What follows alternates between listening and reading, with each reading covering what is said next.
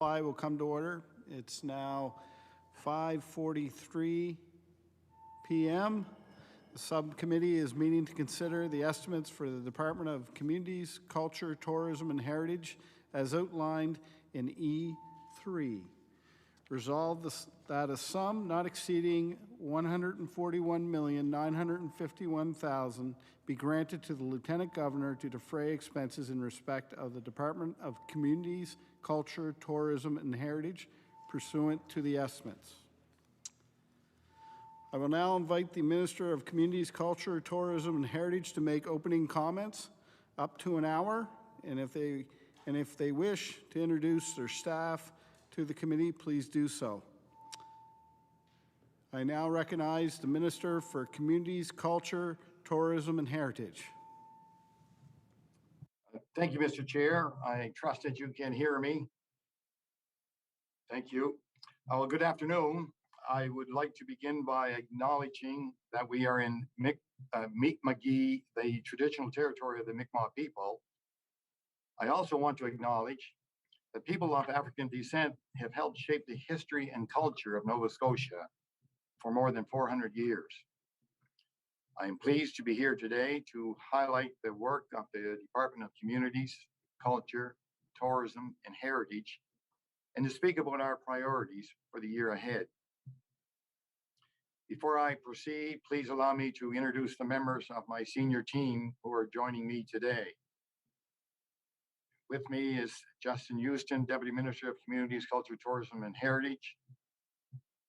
Catherine Berliner, Deputy Minister of Office of Equity and Anti-Racism Initiatives.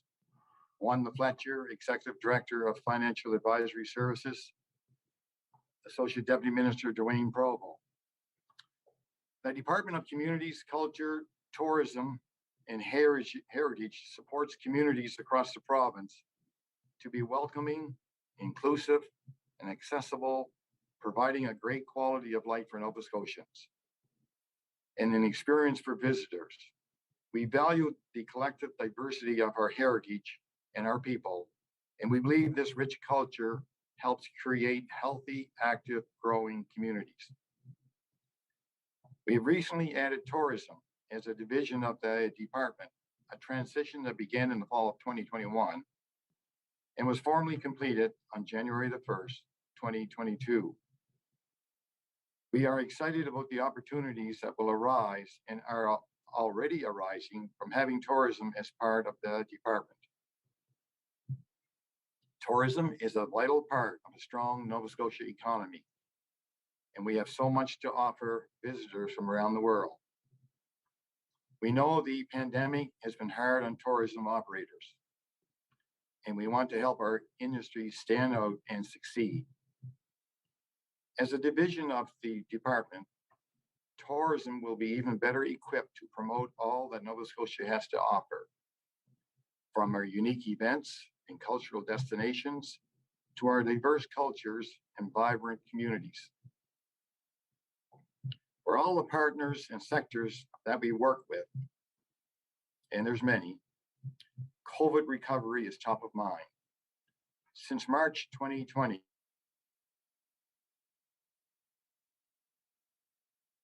in 21-22, artists, performers, musicians, and venue operators continue to cope with uncertainty and instability as the various waves of the pandemic and the necessary public health measures that the province implemented in response limited their ability to reach their audiences. Theaters and museums operated at diminished capacity and sometimes had to close their doors for weeks or months at a time. Recreational facilities dialed back programming and limited spectators. Major events were postponed or canceled. CCTH continues to help our sector partners and community organizations weather the waves of the storm. The department provided more than $1 million in COVID recovery funding in 2021-22, including a funding program for summer theaters to offset the cost of reduced seating capacity because of COVID-19 gathering restrictions, valued at $78,678. Supplement funding of $165,000 for Music Nova Scotia's Community Presenter Program, providing arts and culture presenters with break-even funding for live events. A $250,000 Culture Innovation Audience Engagement Fund to help arts, culture, and heritage organizations re-engage with their communities. And $583,000 in case-by-case emergency support for organizations who identified the need for additional resources to stay afloat. We continue to support arts, culture, and heritage organizations through our funding streams as well. Arts Nova Scotia oversees a budget of $3.2 million to foster creativity and innovation in the culture sector and support the role of artists in building Nova Scotia's unique identity and culture. This includes $1.34 million in operating assistance to organizations like Symphony Nova Scotia, Ships Company Theatre in Parsboro, the Mermaid Theatre in Windsor, and it also includes $1.5 million in project funding to help artists and organizations create and present their work. The department's Culture and Heritage Division also operates the $1.5 million Culture Innovation Fund, which empowers more inclusive communities by using culture and creative expression to address social needs and create opportunities for Nova Scotians. This fund encourages joint community projects that find new perspectives and new ways to address complex social issues. And we have certainly seen some of those issues become more complex and challenging over the past 2 years. As one example, in the past year, the Culture Innovation Fund provided $50,000 to the East Coast Music Association Wellness Program, which focuses on the mental health and wellness of musicians. The COVID-19 pandemic has been hard on everyone, and it has been uniquely difficult for groups like musicians who have faced challenges to their livelihoods. We know it's so important to invest in supporting the mental health of Nova Scotians in the creative industries. And through the Festival and Community Development Program, we helped 32 events find ways to operate during the pandemic, including the First Clare Disability Pride Festival, which celebrated how people with disabilities are reclaiming the word disability as something that makes them unique and gives them a distinct point of view to contribute to their communities. The program also helped the Emerging Lens Cultural Film Festival adapt and present a successful online version of their event. This festival, in its 11th year, continues to nurture emerging artists and filmmakers and provide opportunities for creators who have traditionally been underrepresented in the film world. We also saw our libraries continue to play an important role in their communities during the pandemic. Libraries are a gateway to knowledge, and they are also a gathering space and an important hub in their communities. Over the past year, as they found ways to continue to provide important services to their patrons. Libraries also went above and beyond to keep Nova Scotians healthy and safe. Across the province, libraries distributed important information on COVID-19. Many served as rapid testing sites, distribution centers for take-home tests as supplies allowed. We know that across the country, the pandemic has especially had an impact on racialized and marginalized communities. And here in Nova Scotia, the department continued to support an equity-based response to help address needs in some of our most vulnerable communities. African Nova Scotian Affairs continued its partnership with Health and Wellness. The Nova Scotia Health, the Health Association of African Canadians, and the Association of Black Social Workers to provide access to vaccines directly in African Nova Scotia communities, where people would feel comfortable receiving care in trusted community settings. This approach has been a model of how community and government can work together in partnership to address community needs. I'm going to turn now to speak more about tourism and the great work underway as we work to help the industry rebound and thrive. It was a commitment in my mandate letter to increase tourism marketing with a focus on local operators and homegrown tourism. I am thrilled to share that beginning this fiscal year, we have increased the tourism budget by $2 million to allow tourism to work with community stakeholders to further develop and promote our unique Nova Scotia places, attractions, and experiences. Tourism recovery is happening, and we are optimistic 2022 will be a better year for the industry. In February, we launched marketing campaigns in key markets in Canada, the Northeastern United States, and overseas to inspire people to visit this year. The campaigns were launched 2 weeks earlier than usual to take advantage of when travelers in these faraway markets start planning their trips. The campaigns are performing well, and tourism businesses in the province are reporting strong bookings so far. Based on research reports and visits to the province's official tourism website, novascotia.com, there's lots of pent-up demand for travel, and interest in traveling in Nova Scotia remains strong.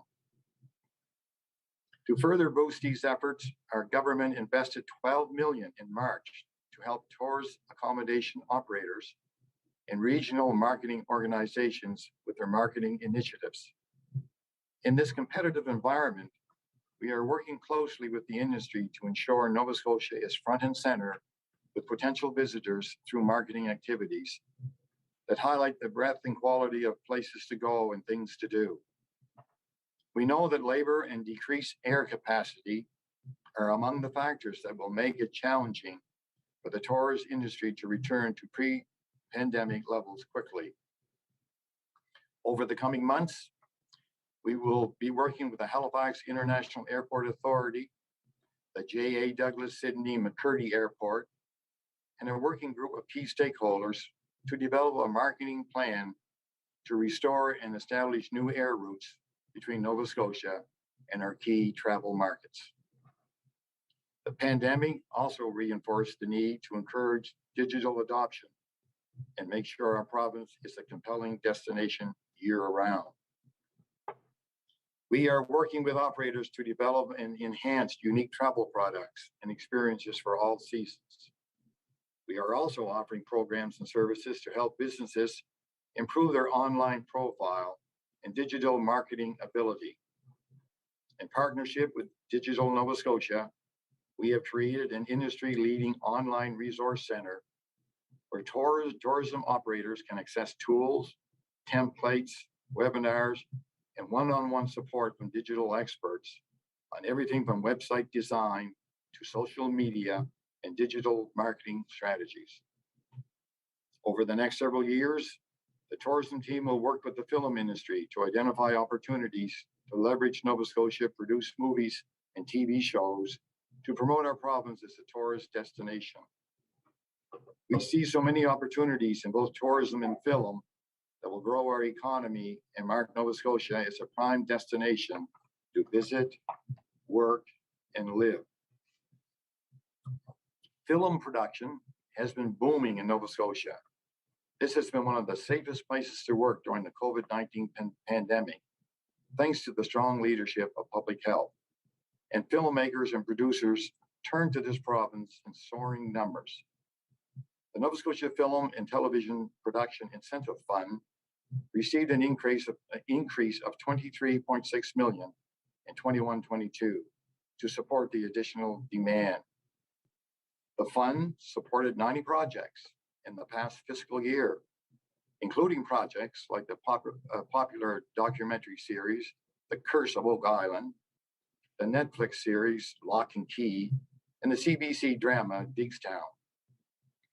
And as a government, we have committed our support to help the industry build on this momentum and continue to grow. As the Premier recently announced, we are making a further $23 million investment in the film sector with two major components. $8 million toward a sound stage that helped film become a year-round industry, and $15 million for a Nova Scotia Content Creator Fund to be used over 5 years. These are investments that the film industry has been seeking for years. 2021 was a banner year for film production in Nova Scotia, and 2022 is continuing that trend. We are making these investments now to help the film industry grow sustainably. A soundstage will help Nova Scotia's film industry move from a seasonal industry to a year-round economic generator. It will allow Nova Scotians in the industry to stay here instead of heading to Vancouver or Toronto during the winter months. And it will increase our capacity to attract productions to Nova Scotia while helping the industry create up to 500 new jobs in the next 5 years. The Content Creator Fund will be a top-up grant to support Nova Scotia-owned film and television content above and beyond the existing Film and Television Production Incentive Fund. This fund, the Content Creator Fund, will support local productions and help Nova Scotians directors, writers, actors, and performers thrive. These investments will also help build equity in the industry, allowing more underrepresented stories to be told and supporting a more inclusive workforce. We are supporting a healthy balance in the industry, increasing capacity to serve big international productions while making sure that local creators have the support and resources they need to grow and thrive. Communities, culture, tourism, and heritage also plays a big role in supporting healthy, vibrant communities in Nova Scotia. It's no secret that healthcare is a top priority of this government, and I'm proud that this department plays such an active and proactive role in helping Nova Scotians develop and maintain healthy lifestyles. Sport infrastructure is a backbone of so many communities in Nova Scotia. The local community center, the local rink, the paddling club, the outdoor fields and trails for walking or biking. These are all gathering places where children, youth, and people of all ages learn new skills, forge new friendships, and develop healthy habits that will last them a lifetime. As a longtime educator, a hockey coach, and a parent of 6 kids, I've spent more than my fair share of hours in rinks in Pictou County and across the province. I know how much they mean to communities, and I also know how challenging it can be, especially in some of our rural areas, to keep up on the cost of maintenance in these facilities. Another priority in my mandate letter was establishing the Rink Revitalization Fund to help offset those costs. And I'm pleased to say we put that program in place right away. In January, we announced the first round of recipients for the $1 million fund. We supported 33 rinks across the province, and the department is reviewing applications now for the second round of funding in the upcoming fiscal year. This fund helps facilities like the Oxford Arena, which received an investment of about $92,000 that they will use to add a community room and make the building more energy efficient, bringing down costs and helping the rink operate more sustainably for years to come. We also made investments in healthy communities through the Recreation Facility Development Grant Program, a $1.5 million fund that supported 41 projects this year, including the Parsboro Community Playground Society, which is working with the municipality of the County of Cumberland to build an accessible, inclusive park and playground. Recreational Trail Expansion Program provided another $960,000 to 29 projects to develop and extend trails across the province. In this fiscal year, we were also able to make one-time investments in several important sport and recreation infrastructure projects that will benefit Nova Scotia for years to come. Many of these investments have been years in the making, and I'm so pleased that we've been able to help sport and community organizations advance these important projects.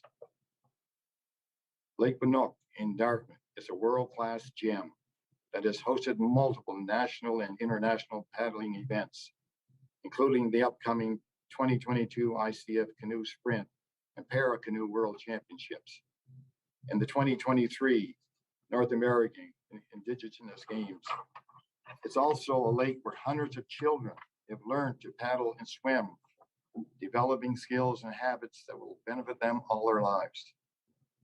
We invested $3 million in the Banook Canoe Club to support significant infrastructure upgrades, and another $1.5 million to upgrade the finish line tower so the lake can continue to support major events.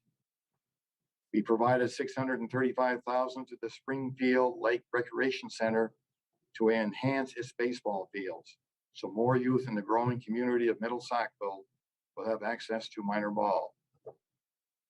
We invested $2.7 million in sport and recreation projects in Cape Breton, including a fully accessible recreation complex at the Hawks Dream Field in Dominion and an outdoor multi-court recreation facility in Inverness County.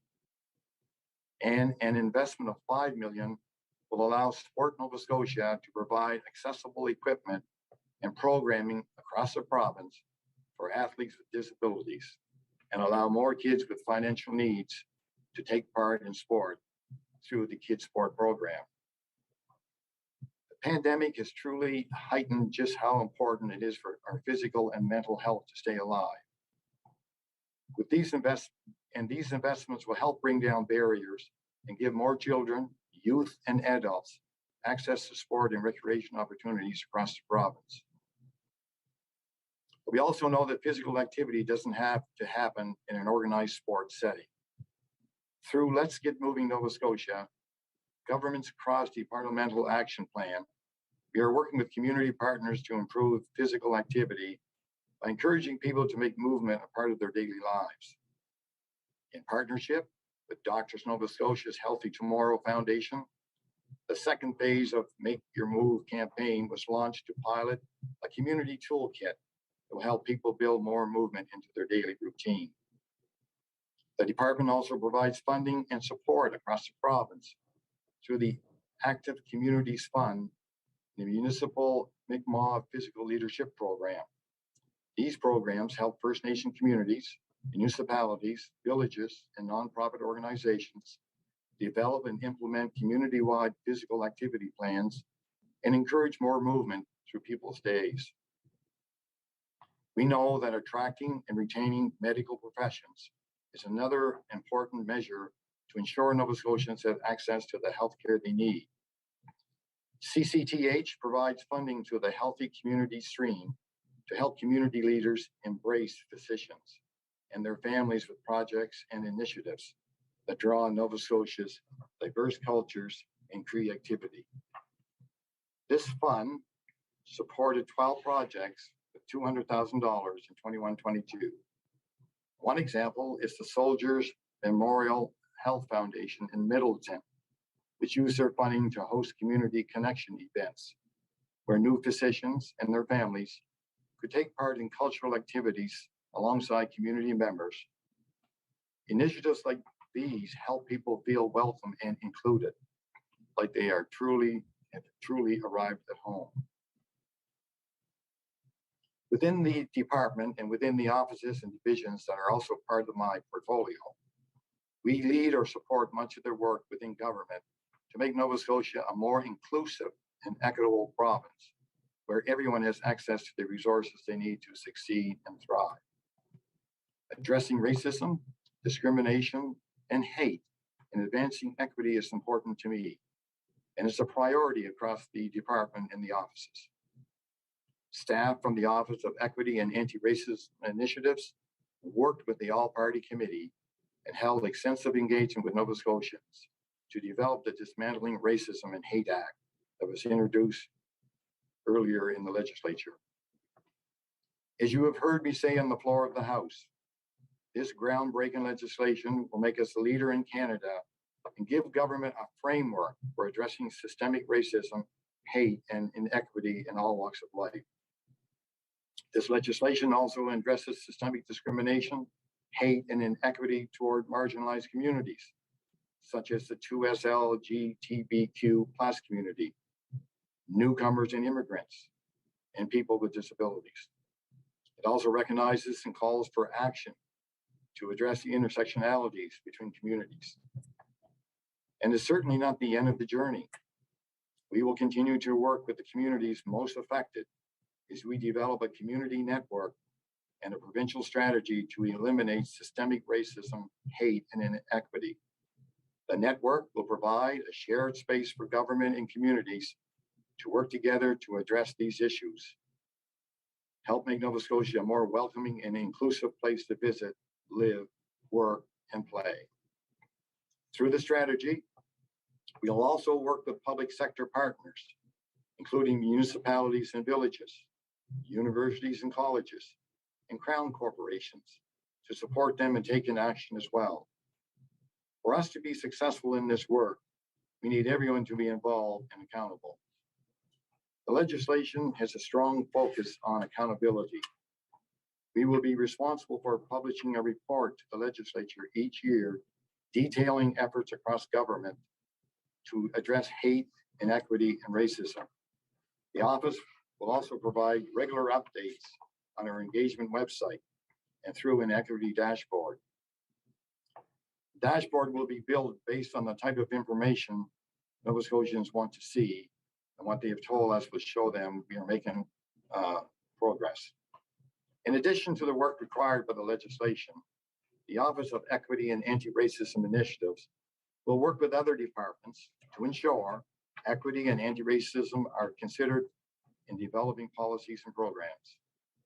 This includes ensuring community engagement throughout the process, not simply at the beginning or end.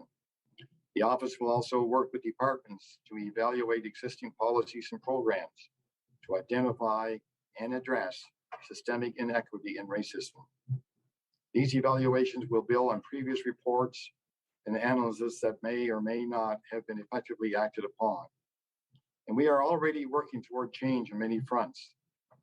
African Nova Scotian Affairs, Communities, Culture, Tourism, and Heritage, and the Office of Equity and Anti-Racism Initiatives has worked with the Department of Health and Wellness and a group of community partners called the Primary Reference Working Group to advance the race-based health data initiative.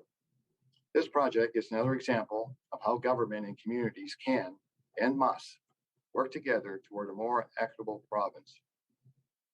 With government support, community partners led extensive engagement and consultation in their respective communities to help inform the language and categories that the healthcare system will use when it begins collecting this data later in 2022.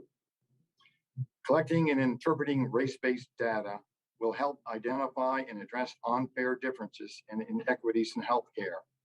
It helps government and healthcare workers understand which communities need greater healthcare support and why. It also helps the healthcare system better serve racialized people by working together on community-level programs and initiatives. This approach on data will also be expanded through the new legislation, which requires the development of an equity and race-based data standard. Communities have been telling government for decades about their concerns with systemic inequity and racism.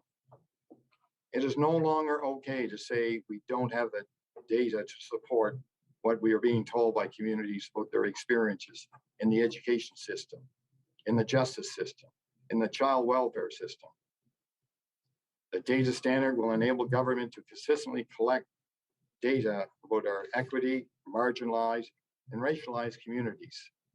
And just as important, it will ensure that the data is used with community input and intent to benefit communities rather than causing further harm.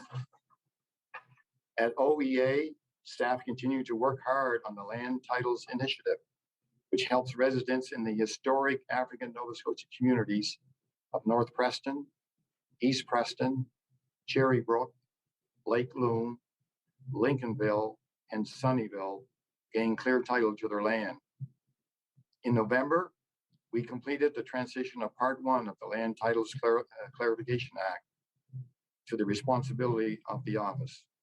And since that transition, I can tell you that I have signed 5 certificates of claim and 4 certificates of title. In the prior 3 years, the average was about 8 certificates per year. And we've completed 9 in the past 5 months alone. So that shows the great progress is underway. Staff continue to resolve cases through other streams as well, such as property migration.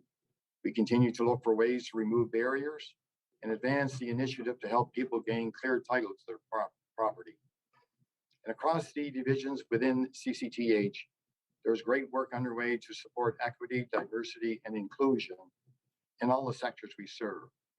Within that department, we have an Equity, Diversity, and Inclusion Leadership Committee that has hosted several first voice sessions and book clubs with leaders and authors from racialized or marginalized communities to help develop a deeper understanding among staff on the impacts of systemic discrimination. We are working to diversify the membership of the agencies, boards, and commissions, or ABCs, under our responsibility, and to help create an inclusive culture among those ABCs. Work is underway to provide EDI training and toolkits to the leaders and members of our boards, including to community members who serve on library boards. As a department, we are also committed to accessibility and helping businesses and community organizations become more accessible. CCTH administers the Business Accessibility Program and the Community Accessibility Program, which each have a budget of $1 million to help businesses and community facilities become more accessible for people with disabilities. For example, through the Business Accessibility Program, the Edgar Harris Medical Clinic was able to purchase a specialized exam bed to serve their clients with disabilities. And through the community stream, the department supported the Center for Equitable Library Access with $50,000 to continue to convert print media into accessible platforms such as audio and digital text. By 2025, Nova Scotians will have borrowed more than 595,000 books and other media in accessible formats from provincial libraries. The department participates in the Treaty Education Implementation Committee, led by the Office of New Affairs and the Mi'kmaq Culture Activities Program funds community groups and organizations to help preserve Mi'kmaq culture and heritage. The Community Sport and Recreation Division continues to champion the Black and Indigenous Coach Mentorship Program, a partnership with the sport community that creates an inclusive and supportive learning environment for new and aspiring coaches. This helps coaches develop in their learning, and it also benefits athletes who get to see someone who looks like them in positions of leadership. And at Arts Nova Scotia, the Arts Equity Program helps professional artists from communities who have historically faced barriers to accessing funding. Again, this not only benefits the artists, but creates a ripple effect for the future artists their work will inspire. This is an important message to remember and relay about equity when we address barriers to access and support underrepresented communities. When we say no to systemic racism, hate, and inequity, it leads to better conditions for all Nova Scotians. We all benefit when everyone has increased access to opportunities and resources. Our communities are more vibrant, and we become even more appealing to visitors and people who want to make Nova Scotia their home as we look to grow our population in the coming years.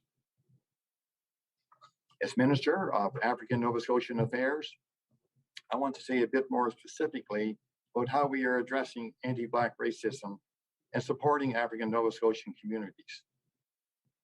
In addition to the work that has been mentioned, ANZA continues to advance the work of the Counters in Action Plan for the International Decade for People of African Descent. The goal of this plan is to create a province where African Nova Scotians have equitable access to all the opportunities our province has to offer.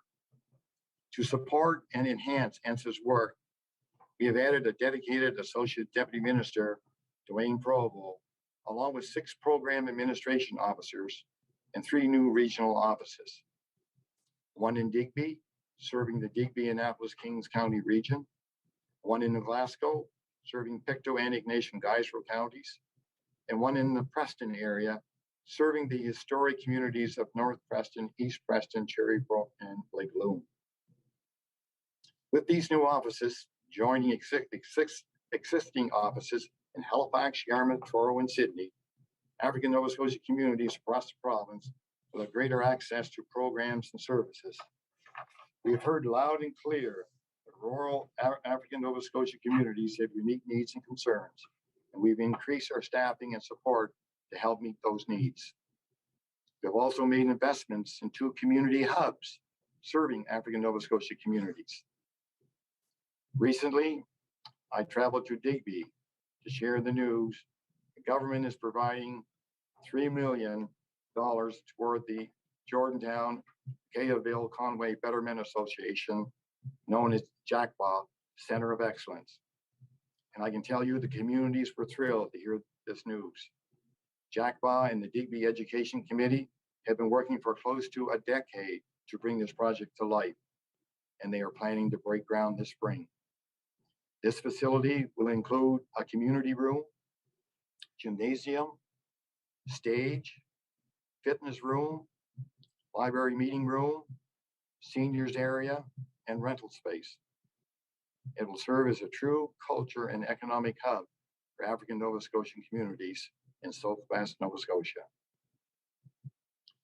We have also invested $1.7 million in the Richard Preston Center of Excellence at New Horizons Baptist Church in North End, Halifax. New Horizons is a flagship church of the African United Baptist Association, founded by Richard Preston almost 190 years ago. And it has always served as a community hub as well as a spiritual home. This funding for the Center of Excellence will allow for more tutoring and mentoring programs, community services, and gatherings in the renovated space. ANZA continues to work across government, supporting important initiatives like the Child Poverty Strategy being led by the Department of Community Services. It also supports and works closely with community organizations, such as the African Nova Scotian Decade for People of African Descent Coalition, and helps facilitate African Heritage Month celebrations around the province. In February 2022, the theme, Through Our Eyes, the Voices of African Nova Scotians, recognized the legacies of people of African descent through their first voice, lived realities, and experiences. African Nova Scotian Affairs is proud to collaborate with Dalhousie University's Bridge into Agriculture, a program for African Nova Scotians. This program will provide African Nova Scotia students with better insight into the agriculture industry. Important initiatives like this one will help open doors and increase African Nova Scotian representation across the sectors of our provincial economy.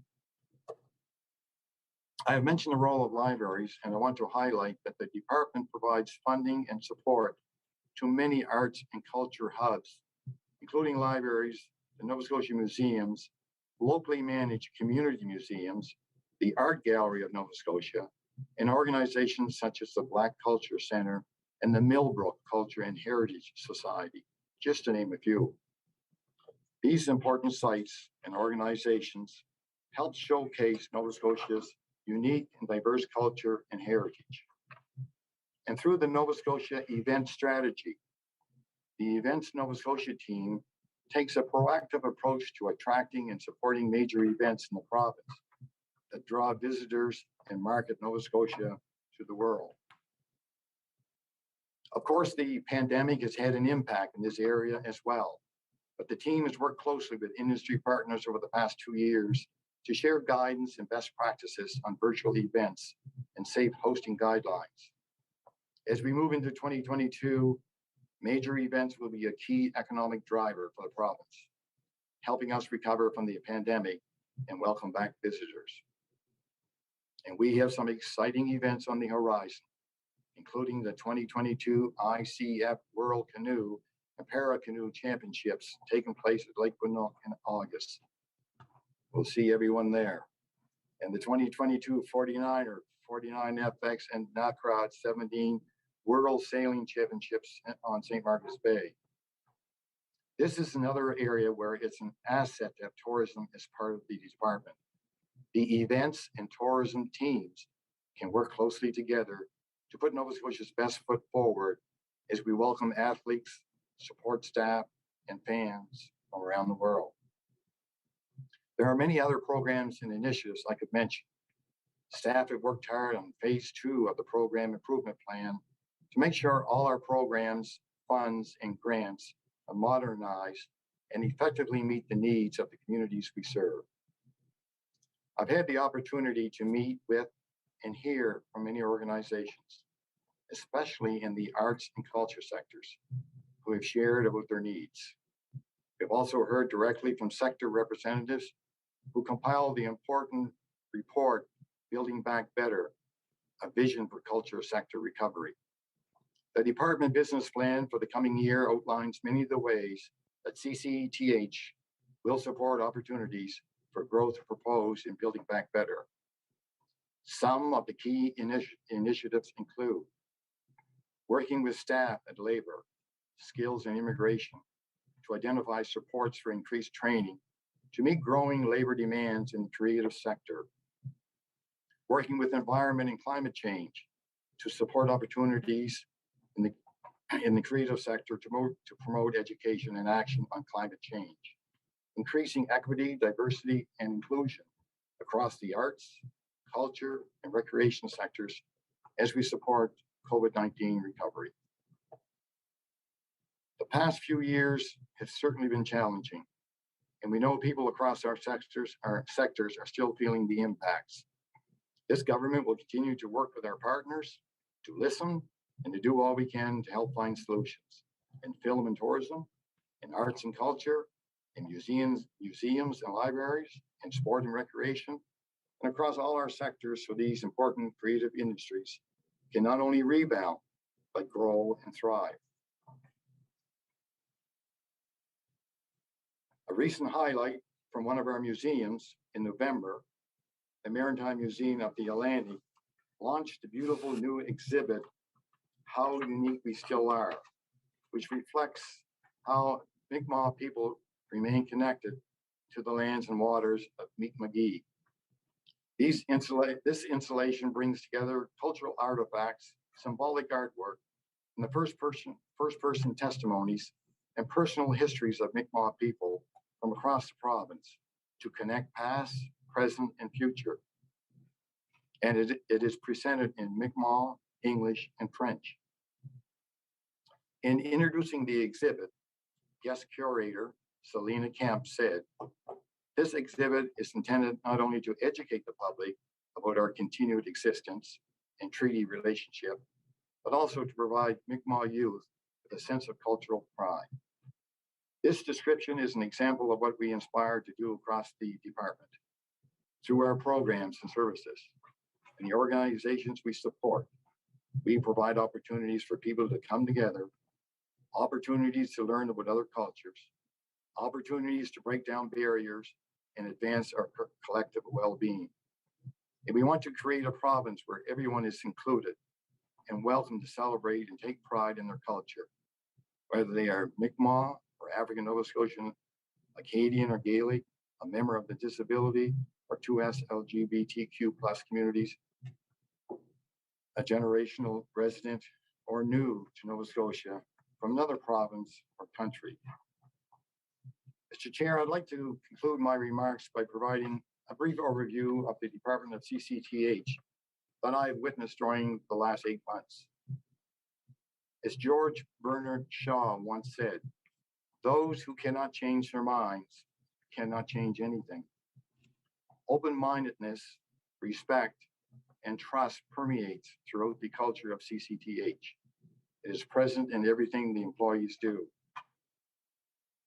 The department, beginning with deputy ministers, ADMs, and throughout the employees' various levels of responsibility, are open to ideas and always willing to consider creative, innovative, or novel approaches. These ideas often come from within and through engagement with community groups and organizations. And that was readily observed during the past number of months through OEA and their engagement with community. Great things are happening in CCTH. One of the main reasons for our departmental success is the concept of shared responsibilities. Things are seldom done by one person. They are done by a team of very qualified people that are enthusiastic and devoted in the work they do. Their goal or major focus is always helping all Nova Scotians. I'm very fortunate to be with this department and have the opportunity to work with a group of dedicated and very knowledgeable and friendly leaders within their area of expertise. Communication is their strongest attribute, and communication occurs daily with other departments in government. CCTH exists of a comfortable blend of skilled and experienced long-term employees and newer talent possessing a great knowledge base. Culture and art, recreation, leisure, and sport activities play an important role in our communities. Their many benefits include improving the health and well-being of individuals, contributing to the empowerment of residents, and promoting the development of inclusive communities. These activities are relevant to people of all ages, abilities, and levels of skill. Participation in these areas may be one of the few opportunities people with disabilities have to engage in community life beyond their immediate family. CCTH takes appropriate measures to address inequalities with proper access to activities. The department encourages and promotes participation to the fullest extent possible of persons with disabilities in mainstream sporting activities, ensuring that children with disabilities have equal access with other children to participation in play, recreation, and sport activities. Mr. Chair, we know there's more work to do. As a department and across the offices and divisions connected to this work, we are committed to finding creative solutions and making Nova Scotia a place where everyone can succeed. Thank you, Mr. Chair. And now I will entertain any questions members may have. Thank you, Minister. The time is now 6:31. According to the practice as developed in this legislature, the opposition caucuses take turns asking questions for approximately 1 hour each. During a caucus's turn, the members within a caucus may take turns examine the minister on the estimates resolution. Only the minister may answer the questions. Caucuses are also expected to share time fairly with the independent member. To begin the examination, I now recognize the official opposition. I recognize the member for Clayton Park West. Thank you, Mr. Chair, and thank you to the Minister and for your long speech and the information that you gave. And before I start, I must say that green background looks wonderful on as a background. So you're looking very nice and healthy and comfortable, but very well dressed for the background as well. I have, of course, many questions, but I'll start with the building vibrant. Oh, I also wanted to thank all the staff that are with you tonight. I'm sure that is not easy for them to be taking all these long hours, and thank them for the preparation, and I hope they have a lot of the answers to a lot of the questions that we will be asking tonight. So please give them my regards and thank them for being there tonight. So let's start with building vibrant community programs. We know that each year there's an overwhelming number of applications that focus on food security. I just wanted to know, was this the case for the most recent round of applications? Maybe you can give us how many were received and how many actually got funding.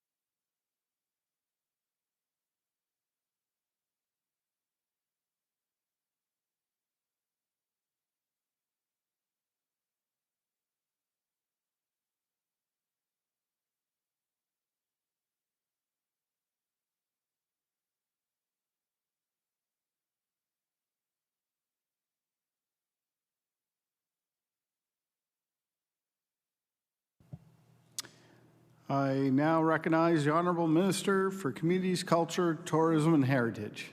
Well, thank you, Mr. Chair, and thank you for the question from the member from Clayton Park West. I don't know if the member from Clayton Park West ever played a game of softball, but there's a game of softball called the lob ball, and I was assuming that she'd start things out with a lob ball. I could hit it out of the park, but she fired a question that I had to hesitate for a few minutes and collect my thoughts. But having said that, thanks for the question. And in 2017, 2018, Mr. Chair, the government of Nova Scotia at that time announced a 5-year, $20 million investment in action-oriented projects with the goal to test innovative ways of addressing poverty in Nova Scotia communities. So in each of the 5 years, the application and guidelines reference the grants were part of a 5-year investment to determine how government would make future investments and take action to address poverty. There was no expectation at that time that the program would extend beyond the 5 years. So annual investment focused on 3 streams of work, Mr. Chair: the building vibrant community, a partnership between DCS and CCTH, investment in poverty reduction government innovations, social innovation labs. The Building Vibrant Community grants offered the opportunity to build the capacity of community organizations and encourage partnerships among communities to work in the communities, to build vibrant communities, to prevent poverty by attempting to break the cycle, alleviating the effects of poverty, and enable Nova Scotians to exit or leave poverty. 21-22 fiscal year was year 5, the final year of this particular pilot project. The 5-year investment facilitated more collaboration across government departments, new and deepened partnerships between the government departments, community organizations, stakeholders, and different levels of government, and support for community-oriented innovation, employment, and skills development. As a result of the learnings, community input, and investments from the past 5 years, government is now committed to work across numerous departments to establish a 5-year target for the reduction of childhood poverty. CCTH offers many supports and funding programs that communities and groups can apply to in order to address poverty and other issues. We would encourage groups to reach out to our staff to discuss their ideas, projects, and challenges, and discuss ways our programs could help. With regard to food security funding is available across a number of departments, and just not CCTH. Over $2 million in funding in emergency food funding during the past 2 years. We also talk about food delivery and other projects that occur through not only our department but many others. The final round of BFC funding is in the fiscal year 21-22 provided funding for 24 projects. These included Black Girls Gather through its Graduate to Employment, offers a free sponsorship program that connects Black women who are recent graduates to skill development, resources, and mentors who help them achieve their employment goals. Nova Scotia Community College Foundation. This program seeks to provide wraparound supports for Indigenous students attending Nova Scotia Community College, offering flexible financial support that can meet a variety of needs. This is a new program designed in collaboration with Nova Scotia Community College, Indigenous student advisors, our Human Rights and Equity Department, and our Student Awards and Experience Office to meet the unique needs of Indigenous students at Nova Scotia Community College. The program is designed to help Indigenous students across the province address everyday financial issues that can get in the way of academic success.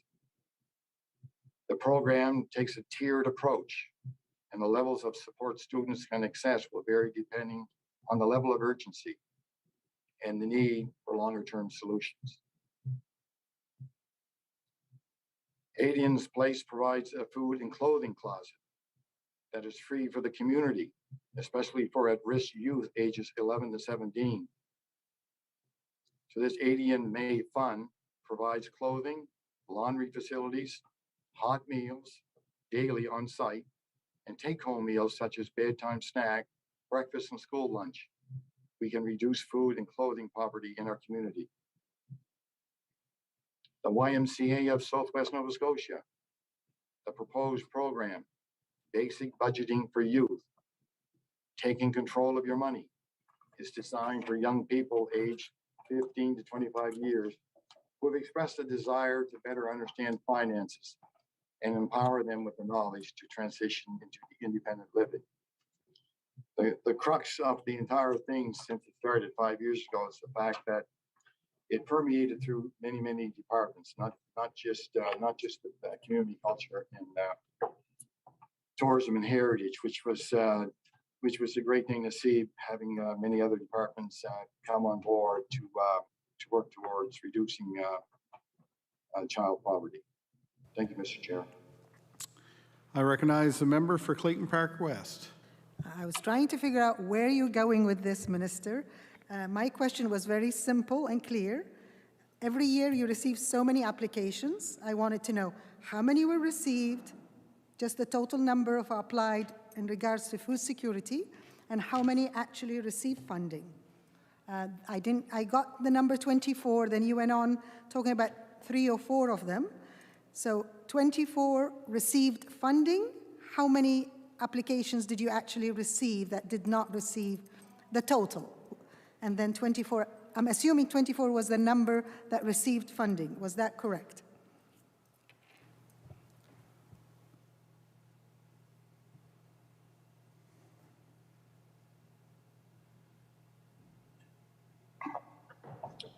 I recognize the Honourable Minister for Communities, Culture, Tourism and Heritage.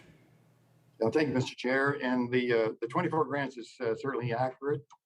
The exact number over and above that we can get that information for you. The average amount was in the ballpark of $25,000. I recognize the member for Clayton Park West. Thank you. So an average for the 24 projects, about 25,000. That's wonderful. And you will let me know, you will send me the information on how many applications you received in total. And also, if I could ask at the same time, if we can get a list of the recipients and their provincial distribution. Where are they? So we would like a list. If you have it tonight, we would like it. If not, just send it to us at a later date. That will be great.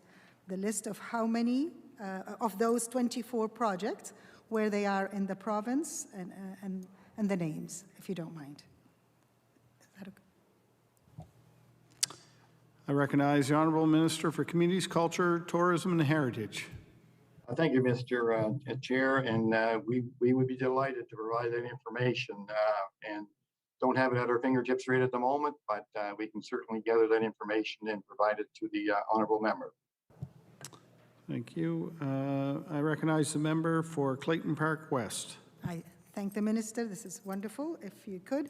And it's hard for me to ask the next question is because I was hoping you'll give me how many actually were received, how many applications, and I'm assuming it was much larger than 24. And my next question was, do you think that the food security, because we know in the past we've received many applications, and the amount of grants wasn't never enough to satisfy all of them, do you think that we should be separating the fund for food security from the vibrant community and provide their own funding stream for food security applications or projects? Sorry.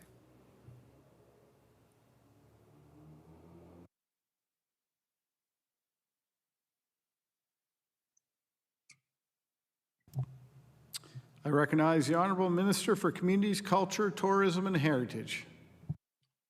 Thank you, Mr. Chair. And with regard, we're aware that the pilot program is reached the end of its of the project, but we have learned a lot of things throughout those 5 years, and as a result, there's a lot of initiatives that various departments are looking at, not only CCTH, but a lot of other departments. And I think of examples like Summer Street Industries in Glasgow, and that particular facility, and I'm sure some members around the table there would be aware of it. It's an absolutely wonderful facility that works with a lot of adults with intellectual disabilities, and their plans are this year to create a new greenhouse, and through this greenhouse be able to produce food that they can use for the various purposes that we're talking about, and to combine with that, to give the opportunity for some of the people that attend Summer Street Industries a chance to work, to learn with the produce that they'll be making, and also at the same time earn a living wage. So it's a 2 or 3 prong sort of adventure. But those types of things are happening because of what we have learned over the past 5 years. I can think of another place out in River John, which is also in Pictou County, that have a program there that provide food supplies that trying to reduce the food security problems that we have faced in our province.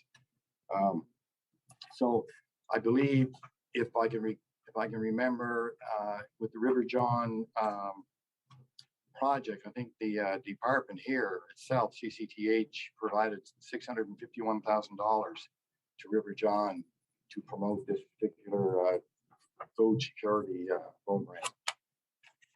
So again, in summary, there's a lot of initiatives being discussed right now across many departments, and and going forward, I anticipate a lot of different things happening with regard to the topic that we're talking about right now. Thank you, Mr. Chair. I recognize the member for Clayton Park West. Thank you, Mr. Chair. So just my calculation, you said 24 projects, approximately 25,000 each, so about 600,000 was spent on food security, or this is in general. How much of it do you, now that you're changing, if the 5-year is finished, this program for Vibrant Community, and you're going to start different programs, how much of that money that was allocated for building vibrant communities is going to go to food security? Do we have any idea?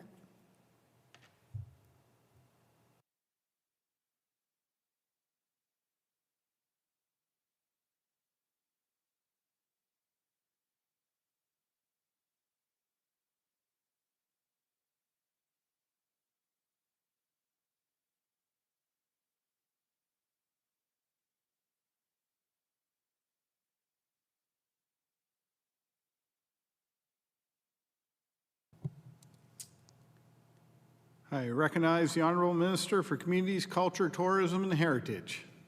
Thank you, Mr. Chair. And a question the honorable member had a few minutes ago, I believe, was number of total applications. And I think it was 51.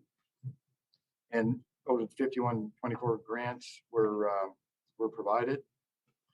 What I don't know right at the moment is just how many of them were tied directly into food security. A lot of them were, but for a total of around $600,000. I recognize the member for Clayton Park West.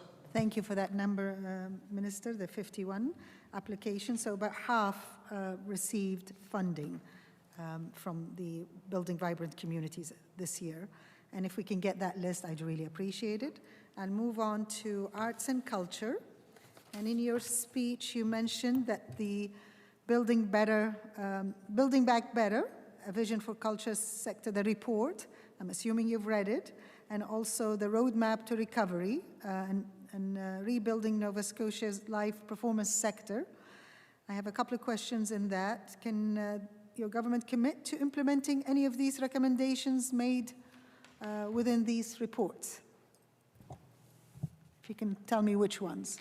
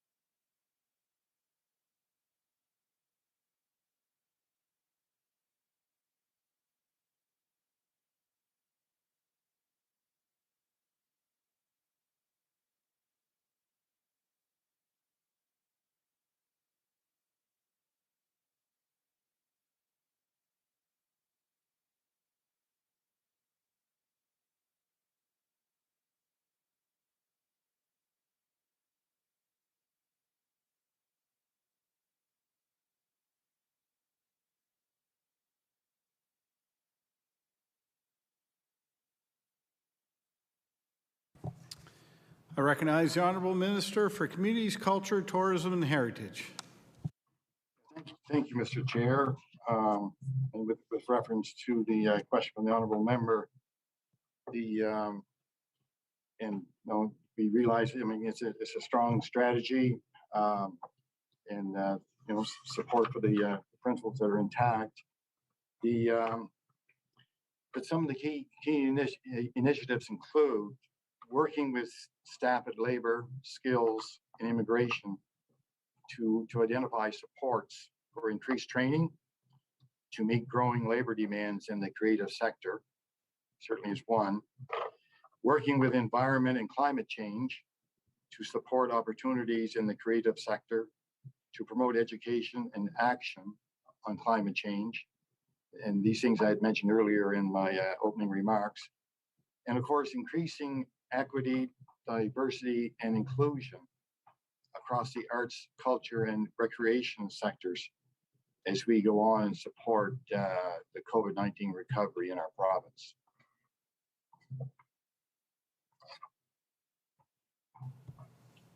I recognize the member for Clayton Park West.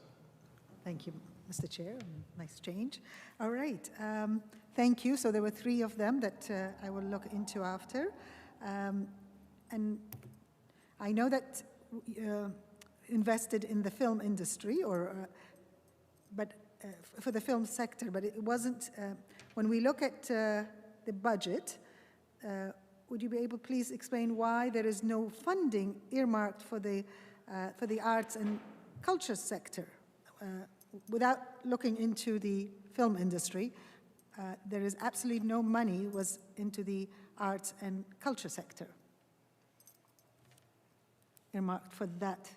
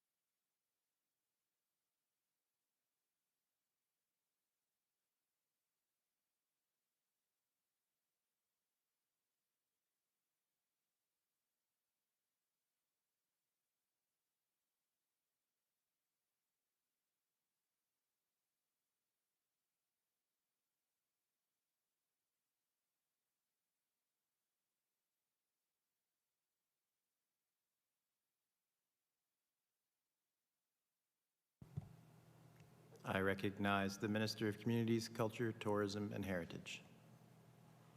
Thank you, Mr. Chair. And I thank the honorable member for the question. One thing about that particular sector is the operating funding has remained stable. It certainly hasn't decreased. And it's about 45 million toward Culture and Heritage Development Division. And I can honestly say that it's something that has been discussed around the board table at CCTH. I would say probably a week hasn't gone by where there has been meetings and discussions and briefings dealing with the sector. I personally have met with the sector. Our staff continue to engage and work with the sector to help them rebound from the COVID-19 pandemic. And as I mentioned earlier, the operating fund remains stable, and and there's a lot of discussions going on, even with my own colleagues in my caucus. If you look at Minister Corkin Greek, for example, if you're I'm not sure if you're aware of her background, but certainly she has a great love for the arts and culture world, and we've had many discussions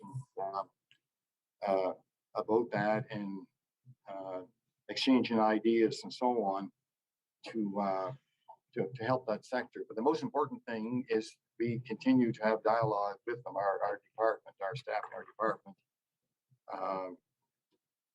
as the days and weeks go on. So we provide operational support for 153 not-for-profit artistic, cultural, and heritage organizations across the province, including community museums. And of course, these are well-established organizations with a proven track record. Our department, CCTH, works with the Nova Scotia Provincial Lotteries and Casino Corporation, which provides investments to these areas through their support for culture and support for sport programs. And these funds are, there's examples of nonprofit organizations that receive operational funding from CCTH, like including the Mermaid Theatre of Nova Scotia, the Ross Creek Center for the Arts, and the Black Culture Center. So again, I guess a summarize of the answer would be the funding remains to be stable, and we continue to look at other ways internally how we can help the sector. I recognize the member for Clayton Park West. My question to the minister, how can you say stable when they've just come out of 2 years of COVID where they've had absolutely no revenue? A lot of these, for example, I'll give you an example, the Highland Arts Theatre, they did not qualify for operational funding. There are many who are struggling because they had to pay the lights, they had to pay rent over 2 years without any income. And you're saying to me, we're giving exactly the same amount of money, we're not going to help them to come out of this. Just to me, I don't know how you can say that. I know there is 153. Order. Please refrain from using you. Minister, I just wanted to know out of how many organizations split the current operational funding. You just replied to that and said 153. Can we get a list of which organizations, the 153 that got the funding this year?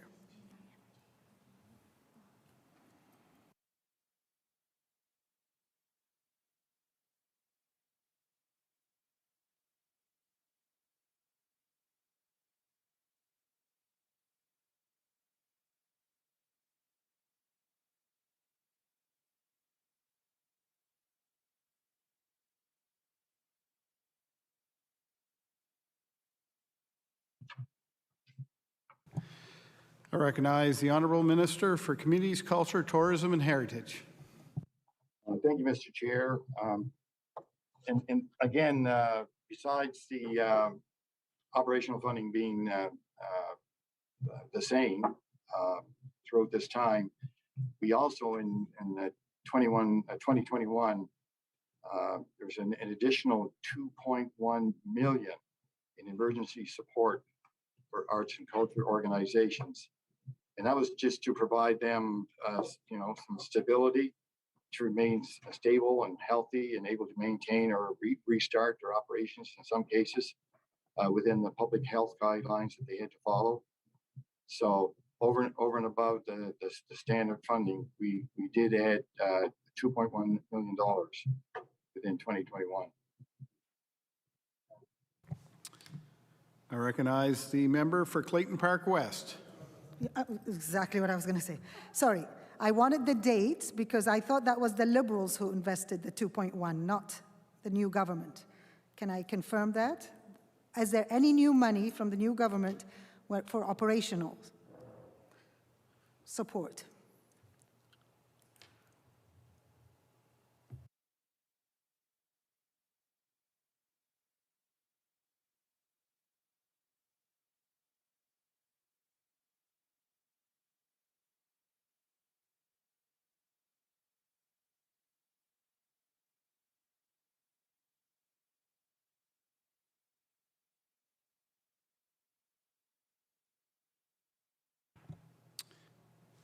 I recognize the Honorable Minister for Communities, Culture, Tourism, and Heritage.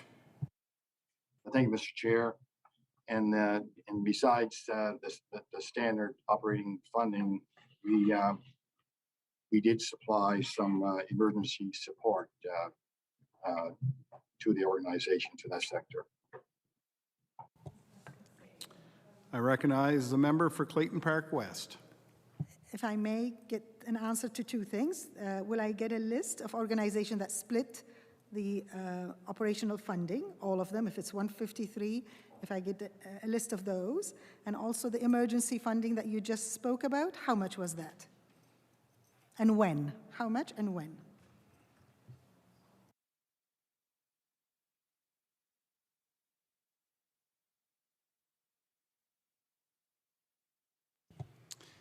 I recognize the Honorable Minister for Communities, Culture, Tourism, and Heritage. Thank you, Mr. Chair. And although we don't have it at our fingertips right at the moment, we certainly will provide that information to the member, how much and when, and how much emergency support, and the list that you referred to. So we'll definitely provide that as quickly as possible. I recognize the member for Clayton Park West. I'm very grateful and look forward to getting that information. So I'm just wondering how many have asked for operational. Do you have an idea of how many asked for operational funding and you said no, or we couldn't supply? If you can give me a list of those as well, in the future, I would really appreciate that as well. And then I'll move on to the next question. Okay, I've noticed on page 5.3 from Programs and Service, there is a reduction sorry, let me just get the 5.3 just to make sure I have my figures right.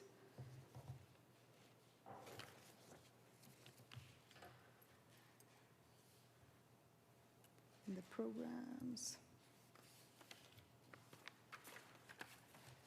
Okay, so in the estimates for 21-22, there was 45,294,000, and you are reducing it by 208,000 for the estimate of this year.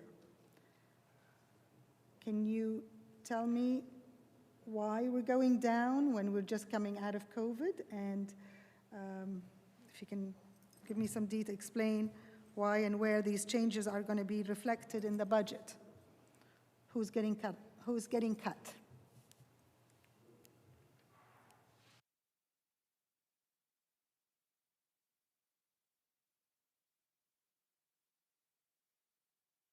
$208.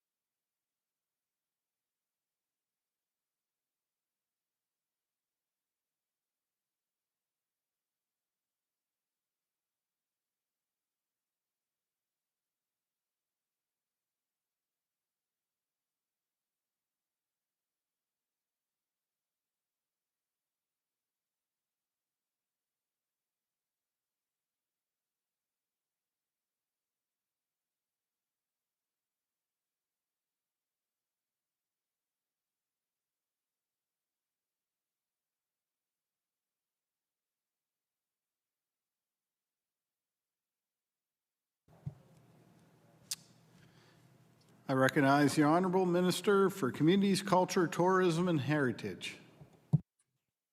Thank you, Mr. Chair. And with reference to that question, it's somewhat on the complicated side, Mr. Chair. I'd probably have to go back to university and take a couple couple more math courses to work my way through it. But there's 533,000, Mr. Chair, that went to the Hawk Dreams Field in Cape Breton. But this was partially offset to the transfer of two NSBI film staff. So there's a lot of moving parts going on in what we're looking at in that particular page. So I guess there's no really reduction. A lot of moving parts, a couple staff being transferred, and 533 to the Hawk Streams Field project in Cape Breton. So I guess to answer that question, that there's when we work our way through the ashes, or may I say the dust, it's there's definitely no reduction. It may look like that when you glance at the printed page, but that's not the case. Thank you, Mr. Chair. I recognize the member for Clayton Park West. So I just want to clarify to make sure I've understood it.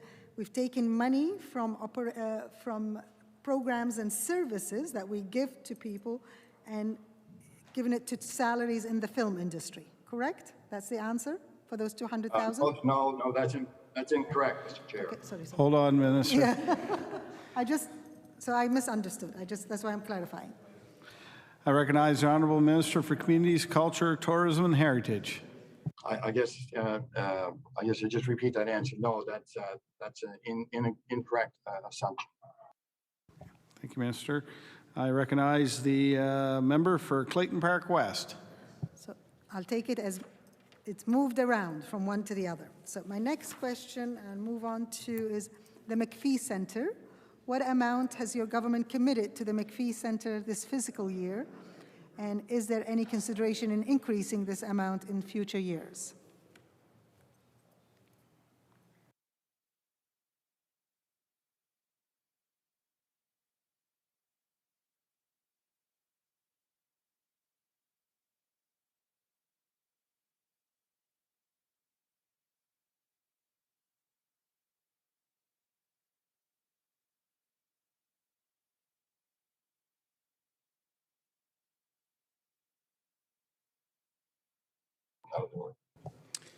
I recognize the Honourable Minister for Communities, Culture, Tourism and Heritage.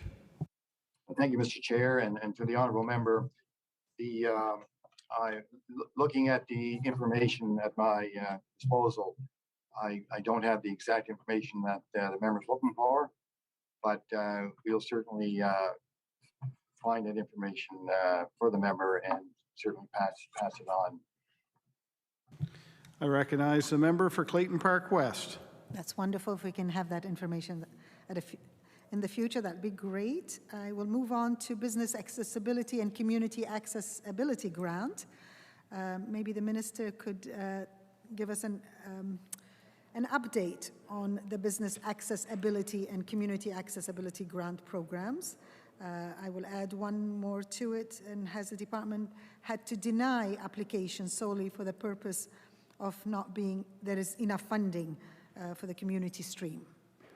How many applications, and have you had to deny some?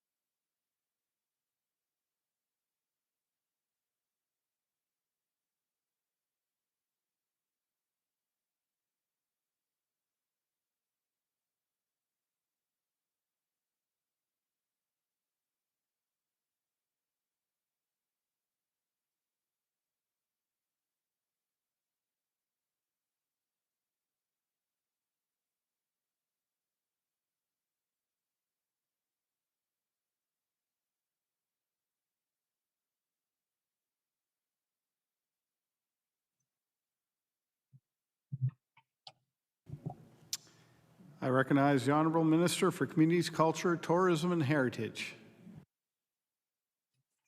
Thank you, Mr. Chair. And one thing comes to mind before I give some information on the community accessibility, and then after that, I'll mention some things with the business accessibility, is the fact that one thing immediately that I saw in the department when I first entered was when an application comes in from some area of the province, and the staff do due diligence and looking at the application to make sure that it meets the criteria for that particular funding. Often, and to my surprise at the time, was the fact that sometimes an application doesn't specifically fit the funding. And what I've seen them do over and over again is go to their counterparts in the CCTH to see if there's any other funding programs that might be able to help that particular community, that particular organization. So that's something that happens consistently. As far as the community accessibility, Mr. Chair, it definitely demonstrates government's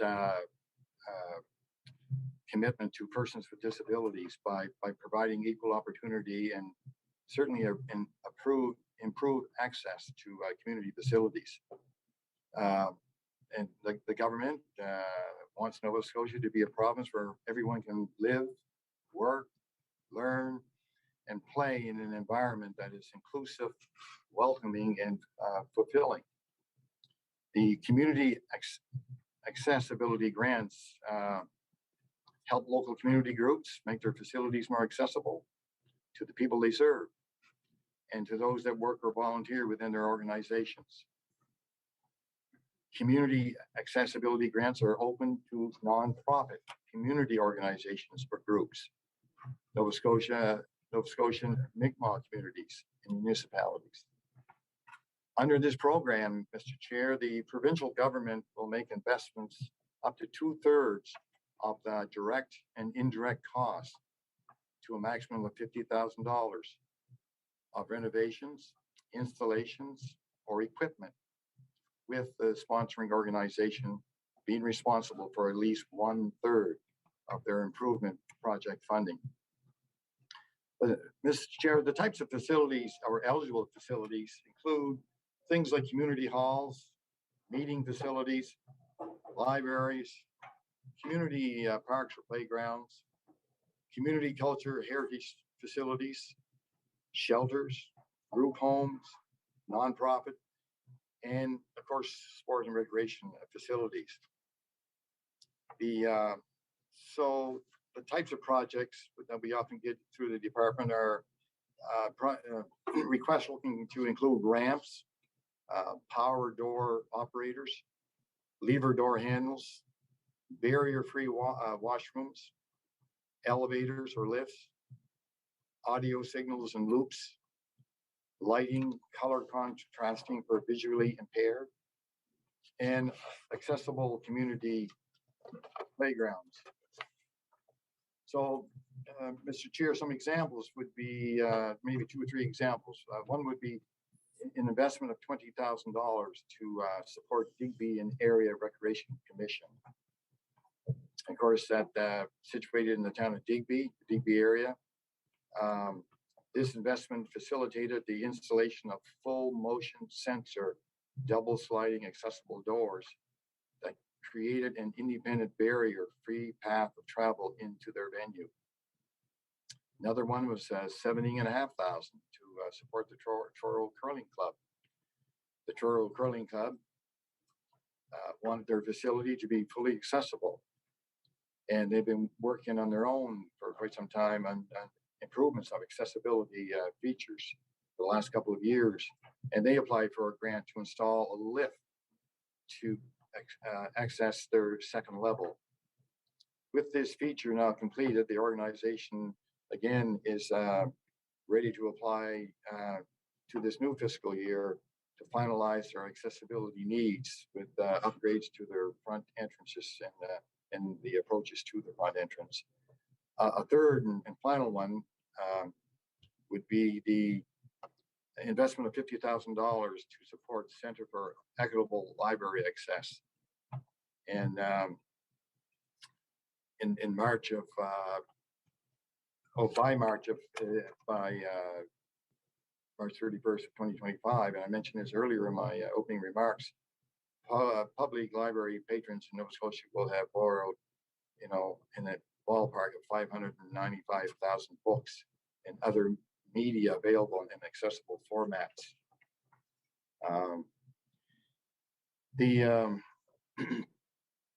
So this investment provides the necessary funding to continue to convert print media into accessible platforms for many of our libraries across the province.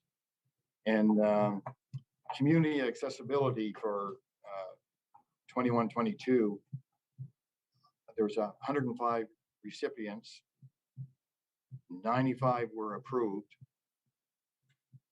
9,800 was the average amount received, and the budget was $1.0 million. So that's for the community accessibility. Now, Mr. Chair, for the business one, which was not part of the question, and again, the business accessibility is another $1 million budget from CCTH, and it's providing grant funding through the for businesses. So it offers funds to business for accessibility related improvements, such as removing physical barriers that we often see around businesses, providing accessible communication and information, assistive devices, accessible transportation, and education and training programs.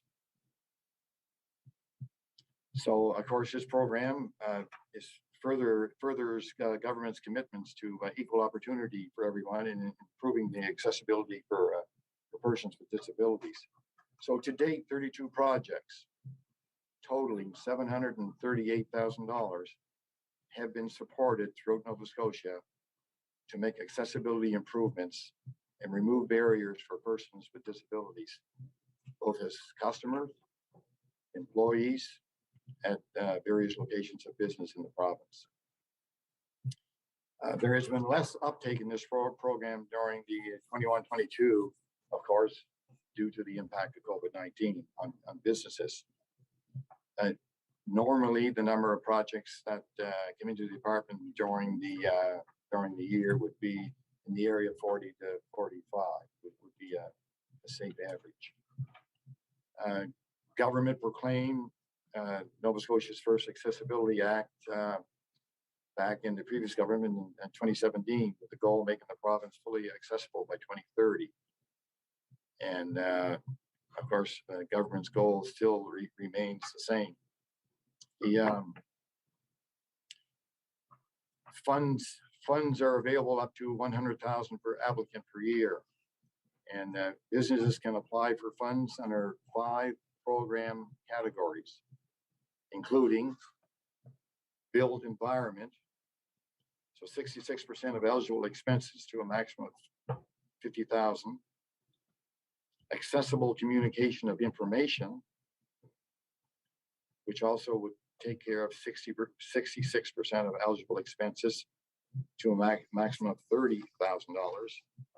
Assistive devices for disabled employees and customers, once again, 66% of their eligible expenses to a maximum of $30,000. A universal design capacity building, that one is up to 75% of their eligible costs. And another one is accessible transportation, which is, again, 66% of eligible expenses to a maximum of $20,000. So just 3 quick examples, Mr. Chair. One would be the Bador Lakes Inn. The department invested $50,000 in the Bador Lakes Inn to help this clientele create lower level full accessibility to 3 units, allowing persons with disabilities to independently access rental units, and all other amenities. The Edgar Harris Medical Clinic, approximately $4,500. The department invested this amount to help this client invest in a exam bed for disabled individuals. This group had been striving to create universal access since a few years and realized this specialized piece of equipment would be instrumental in serving many of their clients that had disabilities.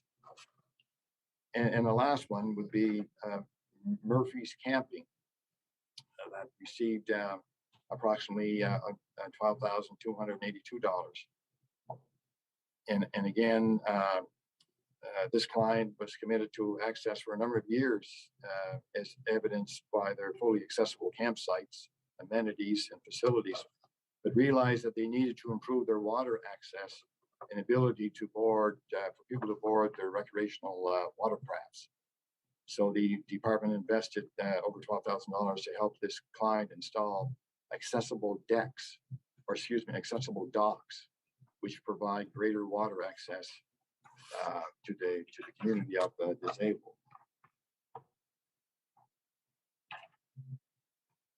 So again, with the business accessibility, everyone who met the eligibility requirements, 47 recipients received on the average ballpark around $16,500 in a $1 million budget for the year. I recognize the member for Clayton Park West. Thank you, Minister. I've got lots of numbers here, so if I can have a list of who received these funding from the programs since September 2021, when you guys took office. You've mentioned 47 businesses received funding, and 105 and 95 approved. So I'm not sure which number have received. So a list of either the 105 or the 95 approved for the nonprofit organizations, I'm assuming, and then the businesses, 47. So if I can get a list of both the 105 and the 47, I'm sure if you don't have it right now, as long as I can put a tick that I will get it later, I'm more than happy. I recognize the Honourable Minister for Communities, Culture, Tourism and Heritage. Thank you, Mr. Chair. Mr. Chair, you're doing one heck of a good job here tonight. I'm impressed. Okay, keep up the good work. With regard to that question, we'll certainly, to the honourable member, we'll certainly provide that information for you. Don't have it at my fingertips, but it's available on our website. However, we will provide it for you. I'll make sure that you receive that information. And to the honourable member earlier in questions, you had asked a question about the McPhee Centre with the annual operating. The annual operating for the McPhee Centre was $200,000. I recognize the member for Clayton Park West with 5 minutes to go. All right, maybe I can get one more quickly, and that's Events Nova Scotia, and then when I come back, I have lots of questions on tourism, but I don't know which one.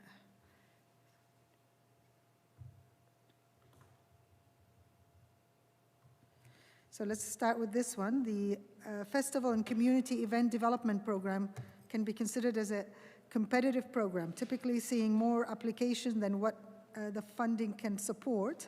I'm wondering if there will be an increase to funding now that organizations will need even more support to get their events back up and running. And can we also receive a list of the most recent recipients of this fund?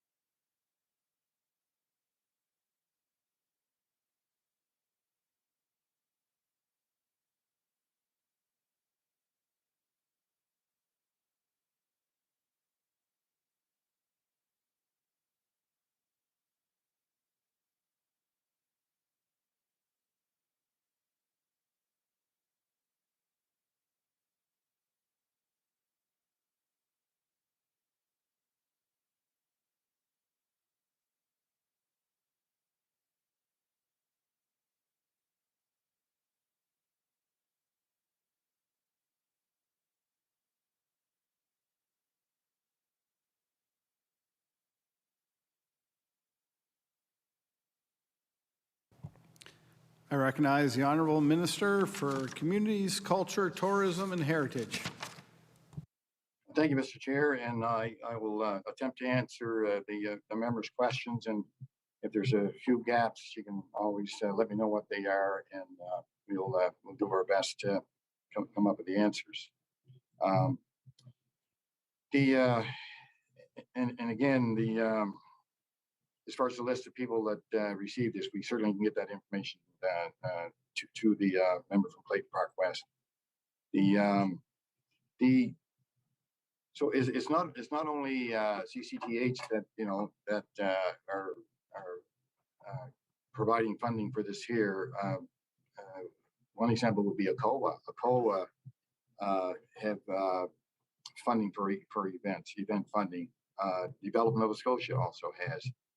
So there's certain areas that funding actually is coming from. We just happen to be one of those areas. And again, one thing that we realized once tourism moved into a division within our department, it was just like putting a glove on. It was just a nice fit to have tourism in, with all our tourism projects across the province, especially Events Nova Scotia. I mean, they just work hand in hand to attract and entice tourists to our province. But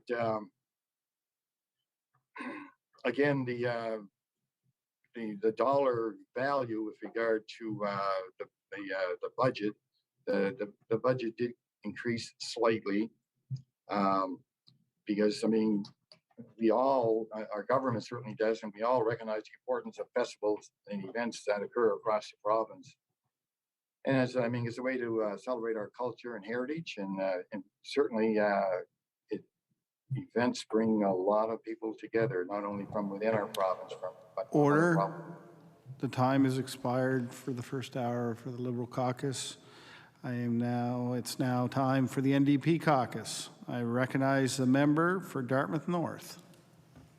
And the time is 7:31. 7:31. Thank you very much, Mr. Chair, and thanks to the Minister for his opening comments, and to all the staff at the Department of CCTH. Thank you for everything you do. I wanted to begin by thanking the Minister for quoting one of my favorite playwrights, George Bernard Shaw, at the end of his remarks. And I would like to say that one of my favorite quotes by George Bernard Shaw is, he was known to have said, a government who robs Peter to pay Paul can always depend on the support of Paul. So I'll leave that right there for you. Great socialist, George Bernard Shaw. Also, he said, without art, the crudeness of reality would make the world unbearable, which I obviously also agree with. And so that is where I will begin my questions with arts and culture. Now, my friend from the Liberal Party has already asked a little bit about this, so I'm gonna try not to repeat some of the questions that she asked. But I will start by referencing the two campaigns that are in the province right now in terms of arts and culture, and that is Home is Where the Art Is, and the hashtag Nova Scotia Live campaign. Both of those campaigns are highlighting the needs of the cultural sector, and in particular in light of what has happened in COVID. We know that the live performance sector has been the hardest hit across Canada and Nova Scotia. And we also know that the sector makes a huge contribution to our GDP, even in, besides all of the other contributions that art makes, like Shaw is talking about, how it makes our unbearable world better. But in terms of economics alone, culture is responsible for 3% of Nova Scotia's GDP, which is about $989 million. But we know that that is not the case this last couple of years because of COVID-19. So I guess my first question is to the Minister. I know that those two campaigns approached the Minister through letter writing. I'm wondering if the minister has responded to the campaign.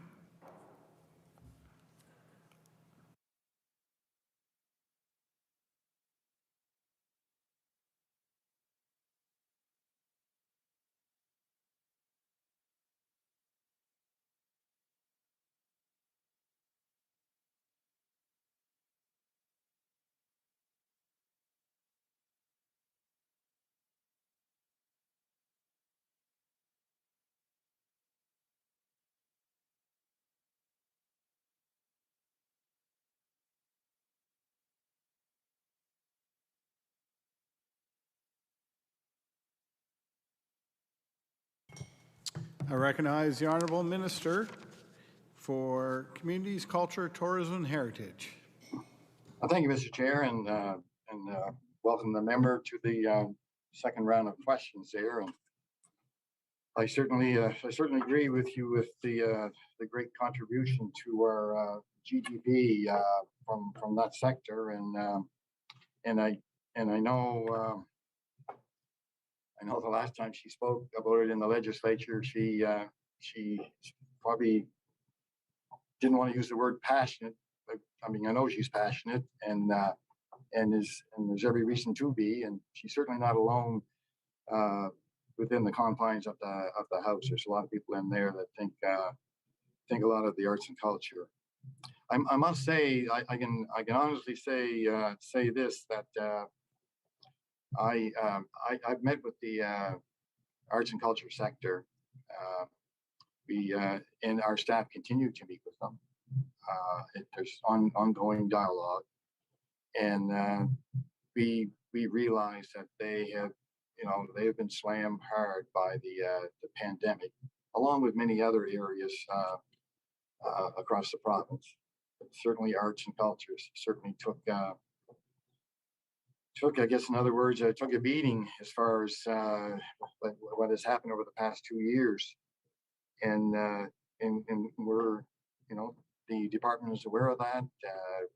And as I said, our staff continues to work with them, trying to improve things internally. When you mentioned when you started to talk about, you mentioned a couple campaigns there, like the hashtag live campaign and so on. We haven't met with them yet, but we're absolutely open to meeting with them. I believe the campaigns are just sort of getting underway and so on, and we're definitely open to meeting everyone, listening to them, learning from them, and trying to improve the sector.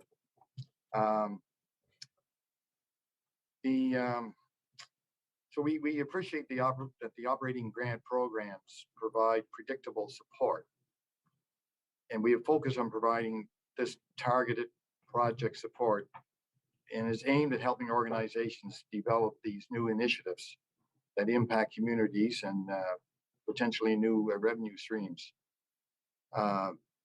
Dealing with your strategic planning and export market development. And as part of our program improvement initiative, we continue to engage with the arts and culture organizations, like I mentioned before, to review their funding programs. That's something that it constantly is going on, and including operating grants to ensure that they are meeting the needs of the sector. And again, as Minister for the department, we have many, as the member certainly would know, many pressures from so many sectors across the province. And there's rare a meeting that we're not involved in, that the bottom line in the request is for increased operating expenses. And certainly arts and culture is in that category. And that's why we continue to meet with them to just to learn the needs of the sector and try to find innovative ways to help them. So, having said that, an increase in the operating was not approved in the budget, but we continue to be in regular contact, like I mentioned earlier, with our clients. to provide the ongoing operating levels with additional project and staff support where we can. So again, there's different projects out there that they can apply for. And, you know, with regard to the different levels of project and staff support, I mean, 54.8 million in investments in March 2022. And of course, including 23 million to the film industry for a soundstage and content creator fund. And again, that soundstage is it's going to be a change. It's going to change the whole atmosphere of that industry in the province, because it'll be all year round soundstage that will help people in that industry from leaving the province and going to find some other place to work during certain months of the year. Now they'll be able to stay here in the province. There's 12 million for tourist marketing and digital adoption programs, and into other culture and recreational infrastructure projects. The government provided 14.8 million, and another 5 million to support Nova Scotia for accessible programs and equipment. So in 2021, I mentioned this earlier, 2.1 million in emergency support for arts and culture organizations was provided just to help them remain stable and healthy and able to maintain, or in some cases, restart operations within the public health guidelines. So it's no hidden secret that, you know, we've made significant investments in the areas of film, tourism, and infrastructure, and knowing that these investments will also build a healthy and prosperous culture sector. And as you mentioned before, in the contributions to our GDP, these organizations certainly will make an important economic and social contribution to communities across our province. And I guess I'll finish my answer by saying we are there's very seldom a day goes by where the staff are not engaged either within the department or engaged with people across the province in the arts and culture sector, talking to them and trying to find ways to assist and help them. And I'll end there, Mr. Chair. I recognize the member for Dartmouth North. Thank you very much, Mr. Chair.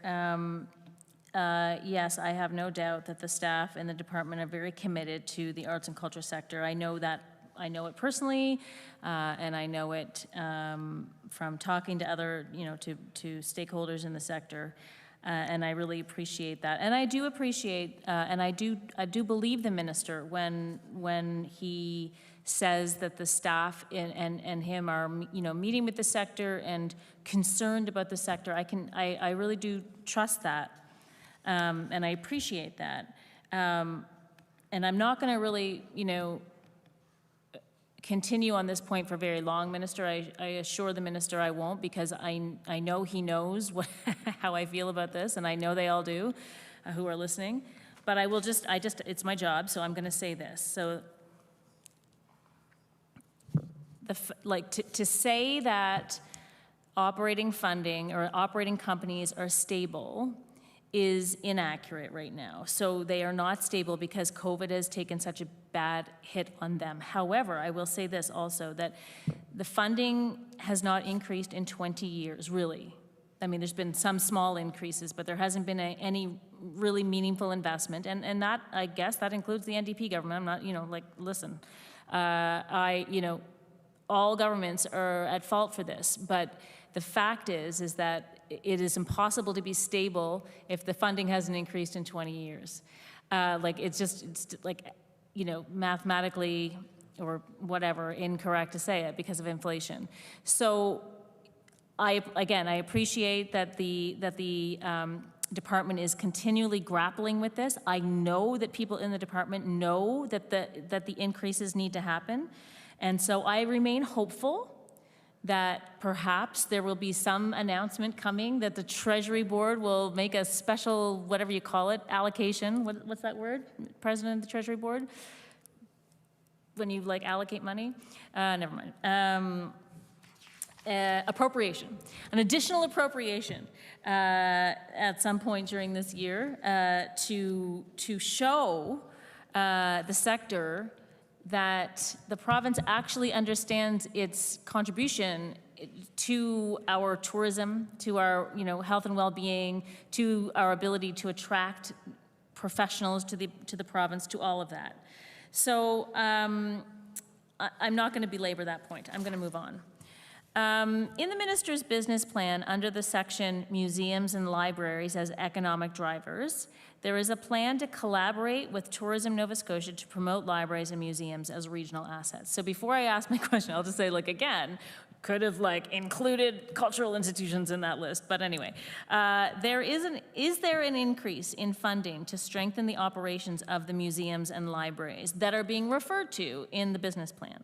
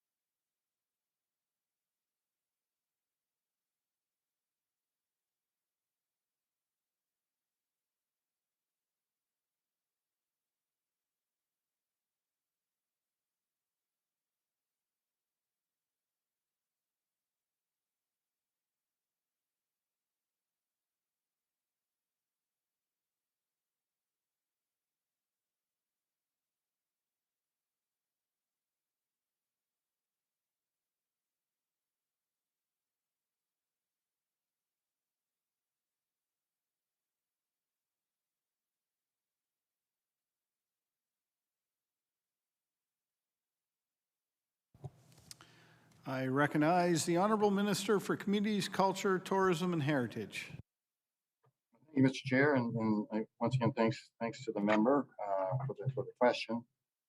So, I mean, as the minister was sort of referring to in a number of times there, museums and libraries certainly they're at the heart of all our communities across the province. And at the moment, there's no increase in the operating budget for museums, but we know, for example, we know these libraries are more than a place where youth and adults go just to secure books and so on. They're a multifaceted operation now, and they're certainly a very important hub in the province, and they play a very important role in building a stronger community. And I can vouch for that with the Pictou Regional Library back home. It's a marvel to see what they actually do now. So we have continued to maintain the 16.5 million a year in these operating grants to support the provincial libraries. And back in 2020, the government introduced a new funding formula for libraries that better reflect the role that they play in our various communities across the province. So we work with library boards and municipalities on this new funding formula that which provides $2 million along with a new fund. It's a $500,000 library development fund that will allow some more support for libraries over and above the standardized operating fund. And this $500,000 fund, of course, is that libraries can apply for. It's just a lot of them will come up with a lot of unique projects, innovative programs, and type of service they're offering. And one example of that would be in the Pictou Antigonish Regional Library, the virtual health pilot program that they are offering. So there's extra money there that's available. So basically that extra $500,000, it's available to support innovation and the unique needs identified in specific areas across the province in these facilities. And again, like I said, for any other sector, and I want to thank the member for her generous compliments about the staff. I certainly agree with that. And they continue to work with all sectors across the province, including museums and libraries.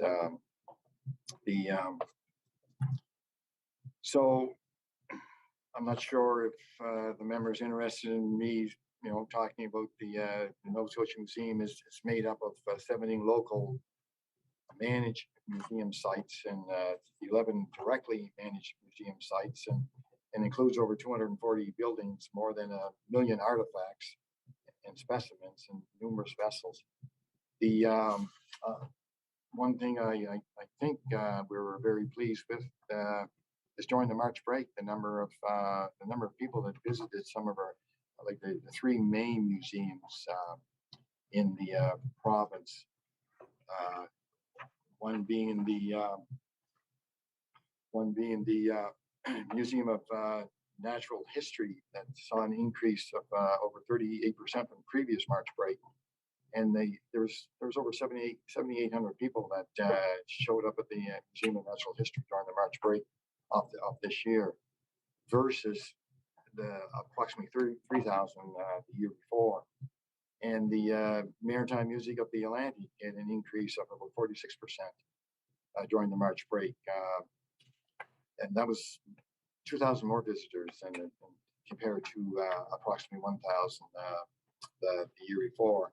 And of course, back in my neck of the woods, back in Sullivan, the biggest increase was there at the Museum of Industry, which saw a 47% increase in visitation. The museum had 2,050 throughout the March break in 2022. A year ago, they had less than 1,000, somewhere around 970 visits during that same time frame. But again, we know all these sectors are working as hard as they can to rebound from the pandemic. We're working with them and doing everything we possibly can to alleviate some of the barriers that they're faced with. I recognize the member for Dartmouth North. Thank you very much, Mr. Chair. And yes, I would agree that, I certainly in Dartmouth North, our library is, one of the centers of our community.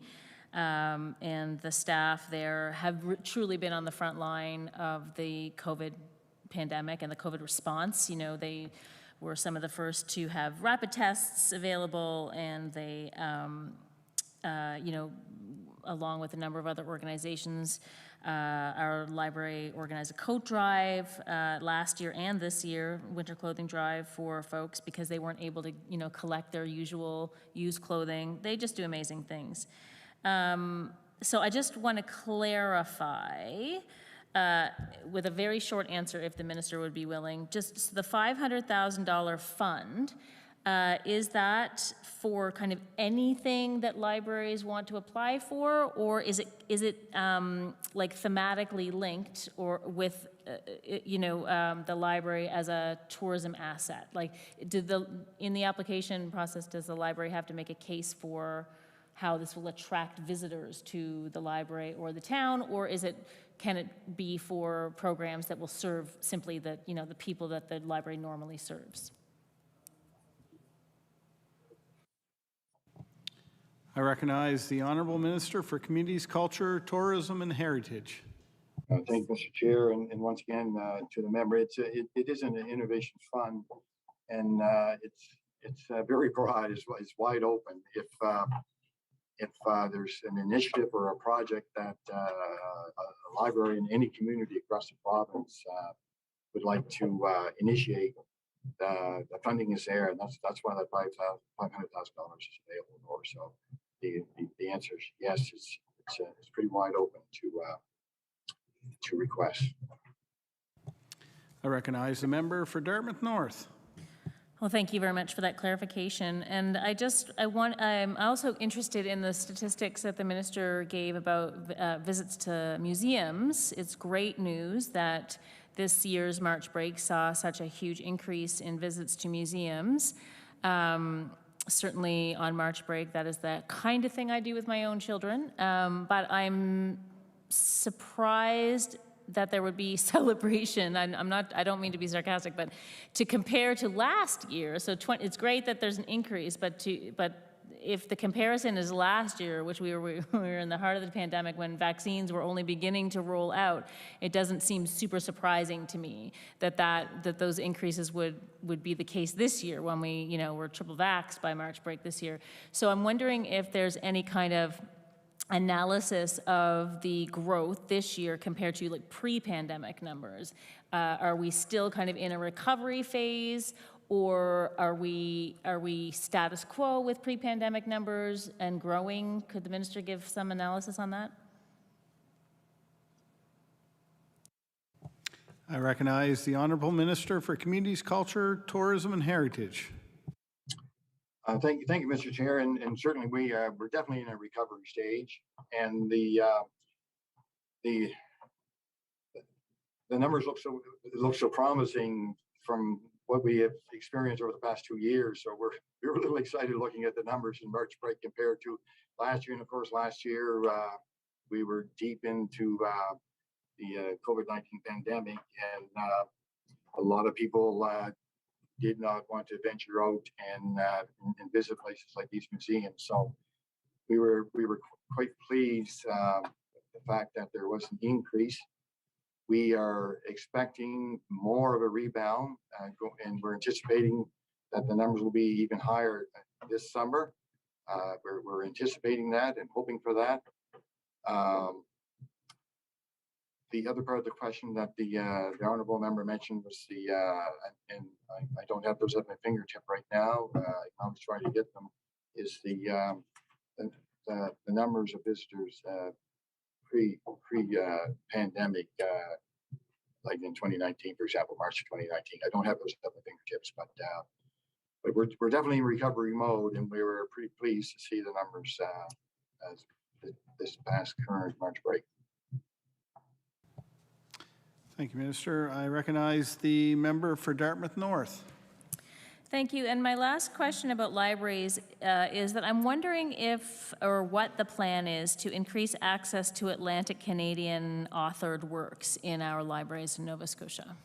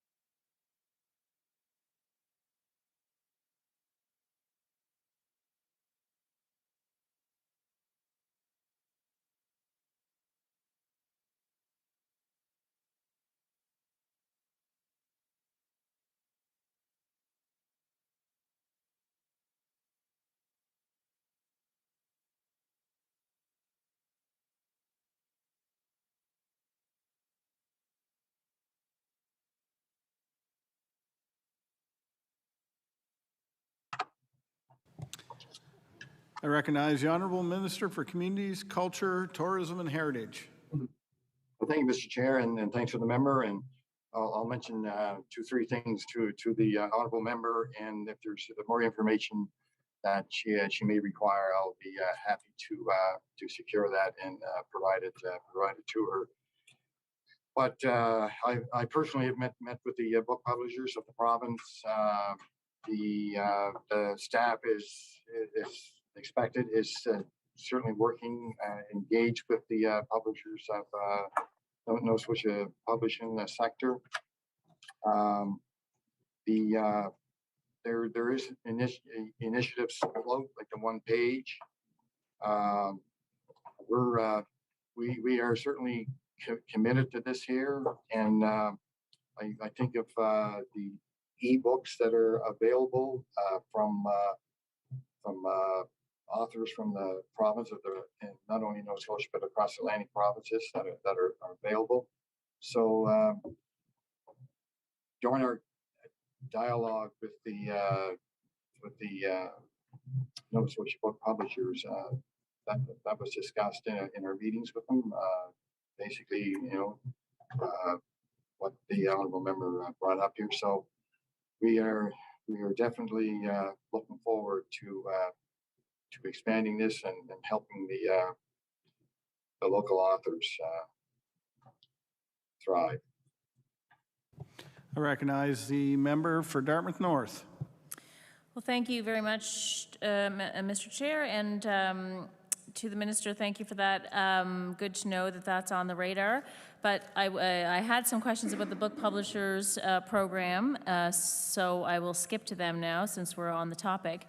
So we know that it's our understanding that the Assistance to Book Publishers program, which, I believe has been in existence for about 5 years, is now under review. Would the minister provide an update of what's happening with that funding for publishers in the province? I'm wondering about the total amount of funding for this year over last, as well as the timeline for applications and distributing the funding.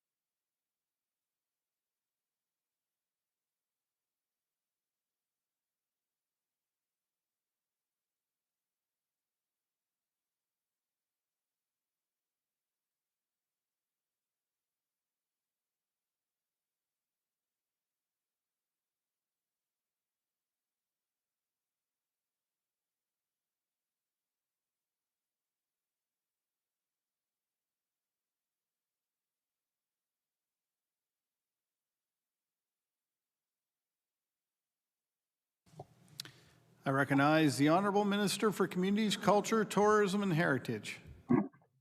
Thank you, Mr. Chair. And the funding over the past few years in recent years has been $1 million, and that's going to stay stable. It's going to remain at a dedicated funding totaling $1 million. And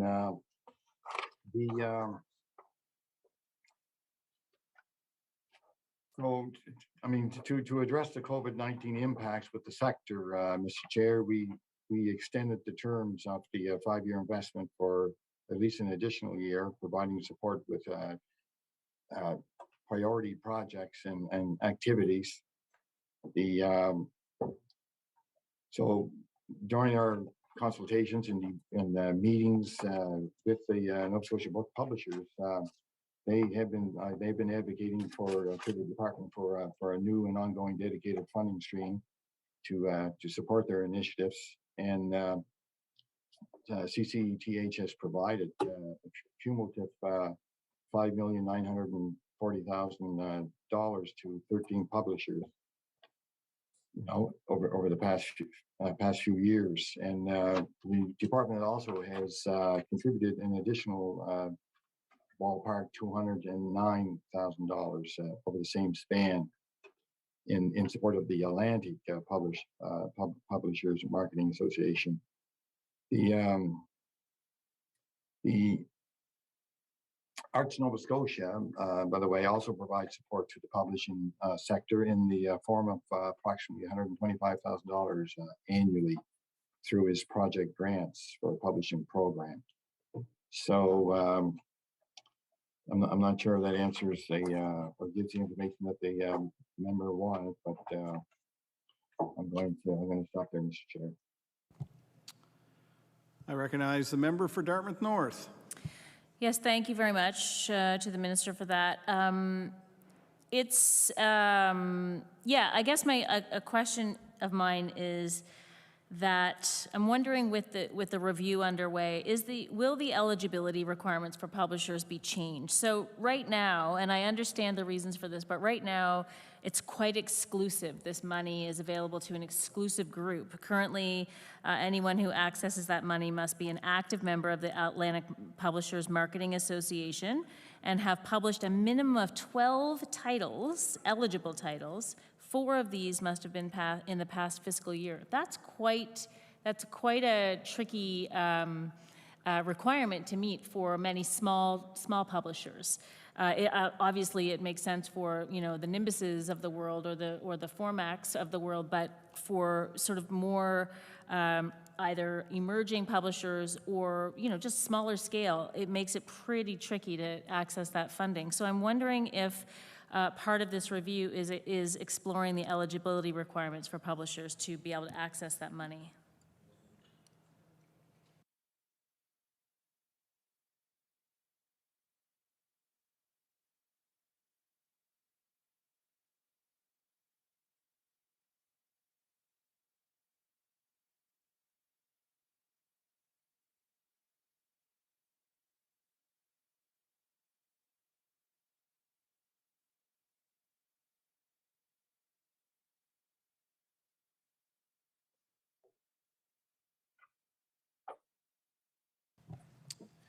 I recognize the Honourable Minister for Communities, Culture, Tourism and Heritage.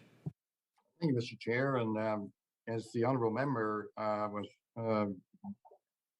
discussing the criteria there for with regards to some of that funding, and as she was mentioning the various pieces of the criteria and so on, I was having flashbacks back to my days in the classroom with passing some requirements for my students if they wanted to get a pass in a certain subject.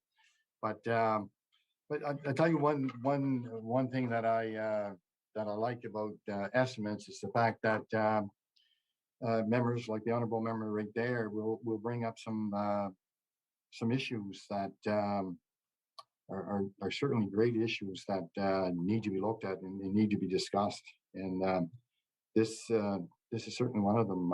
So we're going to borrow it from the honourable member, and certainly we're going to look at this further in within the department discussions going forward. I mean, we look at different things. I mean, we look at trying to provide ways that the authors can export their work easier and better and more often and so on. But again, this particular issue here, I can assure the member that she has given us food for thought, and we'll certainly be looking at that criteria. I want to thank her for that. I recognize the member for Dartmouth North. Thank you, Mr. Chair, and thank you, Minister, for looking at that. That's great. Lest the minister think that all I think about is arts and culture, Mr. Chair, I am going to ask some questions about short-term rentals and the tourist accommodation registry. The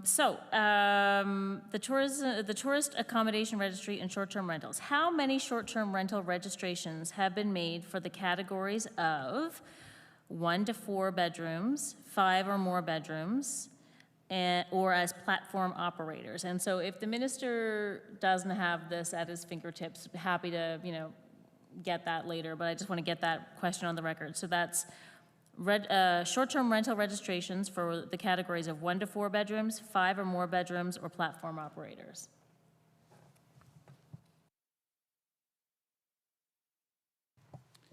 I recognize the Honourable Minister for Communities, Culture, Tourism and Heritage.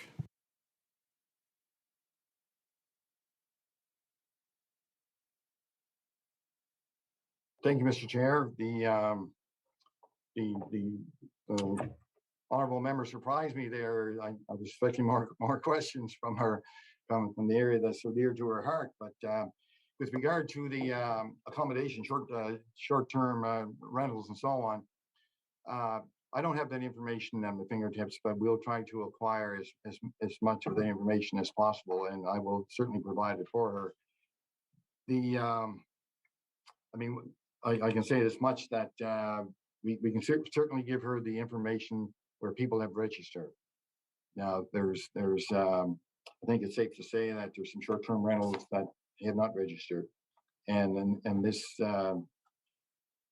bill that was introduced in the legislature today is looking after that part, where if this was this time next year, I could probably give her a pretty total accurate of STRs that are in our province. So the information that we can acquire for the ones that have registered, we'll certainly provide that for her. I recognize the member for Dartmouth North. Thank you very much, Mr. Chair. And I will say to the minister that one of the most important skills of a good performer is being able to surprise their audience. So there you go. I've done it. Wanted to just ask about exactly what the minister has just mentioned there. Notwithstanding the fact that we don't really know how many short-term rental units are being operated in the province, what percentage of short-term rentals does the department currently feel that the registry is capturing? If best guess.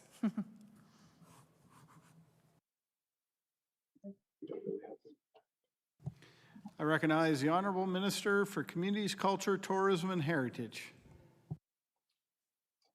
Thank you, Mr. Chair. And I couldn't hazard to guess. That's just like me walking into write a physics exam, think I'm going to make a 98. Mr. Chair, we actually don't have that information at our fingertips. Again, it's something that we certainly will as we continue down the road with short-term rentals in the province. I recognize the member for Dartmouth North. Thank you, Mr. Chair. So I understand that no fees, like either $50 or $150, depending on the number of rooms, no fees are being collected by the registry this year, and they haven't been collected for the years 2020 and 2021. Could the minister say what went into the decision to give people a break on short-term rental fees during a housing crisis, especially considering the fees are for people's secondary residences?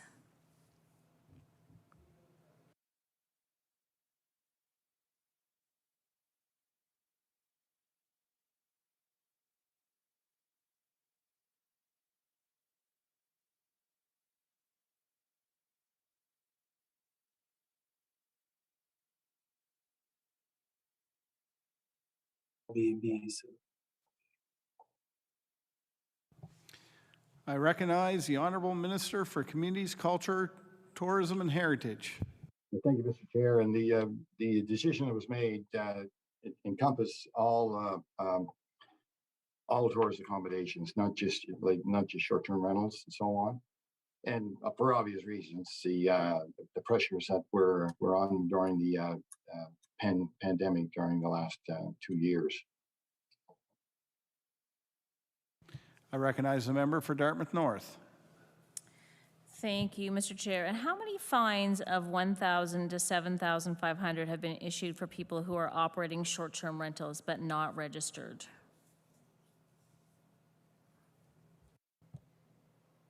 I recognize the Honourable Minister for Communities, Culture, Tourism and Heritage. Thank you, Mr. Chair. At this point, my understanding is 0. I recognize the member for Dartmouth North. Thank you. And are we or are we not collecting fees from platform operators like Airbnb currently?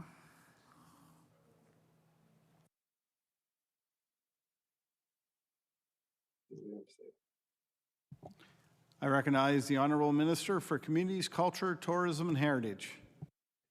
Thank you, Mr. Chair. I'm going to have to check on that for the member, Mr. Chair, to get back with her with an accurate answer. But that information will be readily available going forward after some legislation works its way through the legislature and so on. I recognize the member for Dartmouth North. Thank you very much, Mr. Chair. So the Act allows the minister to suspend or cancel a registration if it's in the public interest. I'm just wondering, have there been any suspensions or cancellations of registrations for short-term rentals since the registry was created?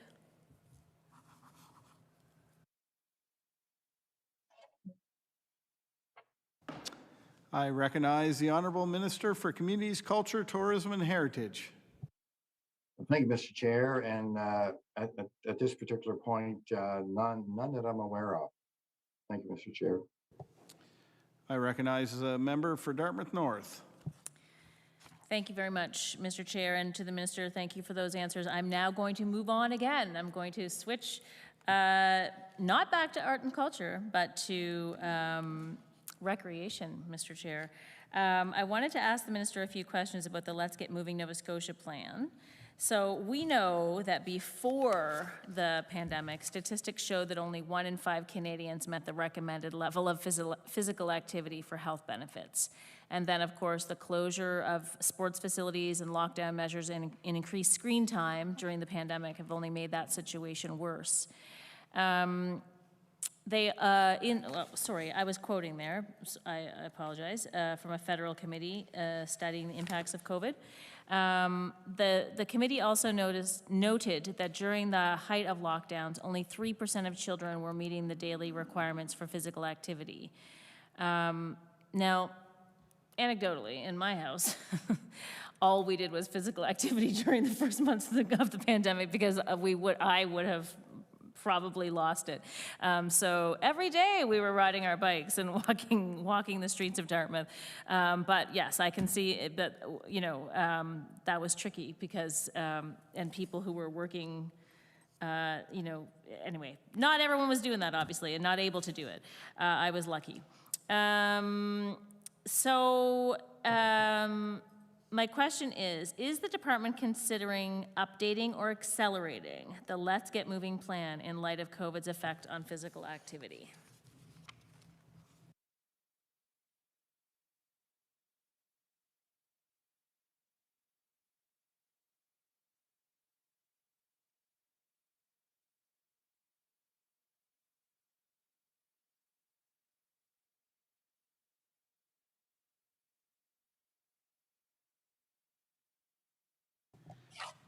I recognize the Honorable Minister for Communities, Culture, Tourism, and Heritage.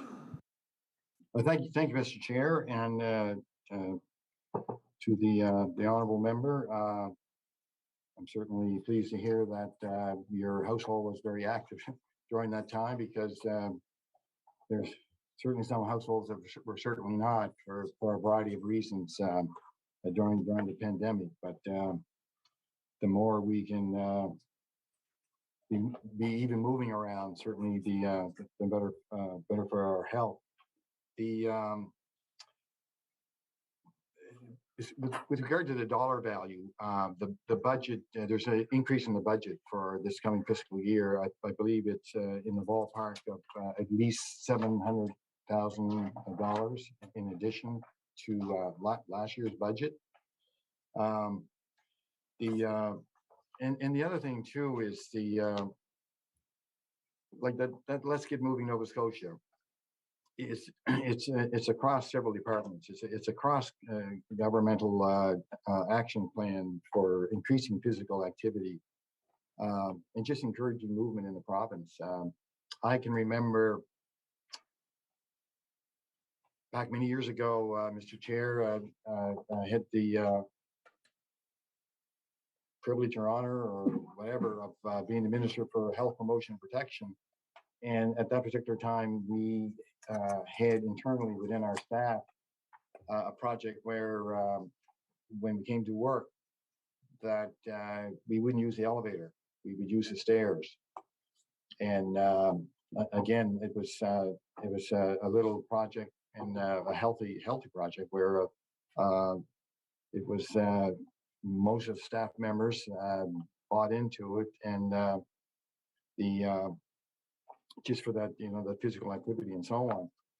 We are absolutely definitely committed to improving physical activity, and by redefining movements to emphasize, incorporating any sort of physical movement in the daily lives of people, regardless of what they're doing, who they are, what age they are, and so on.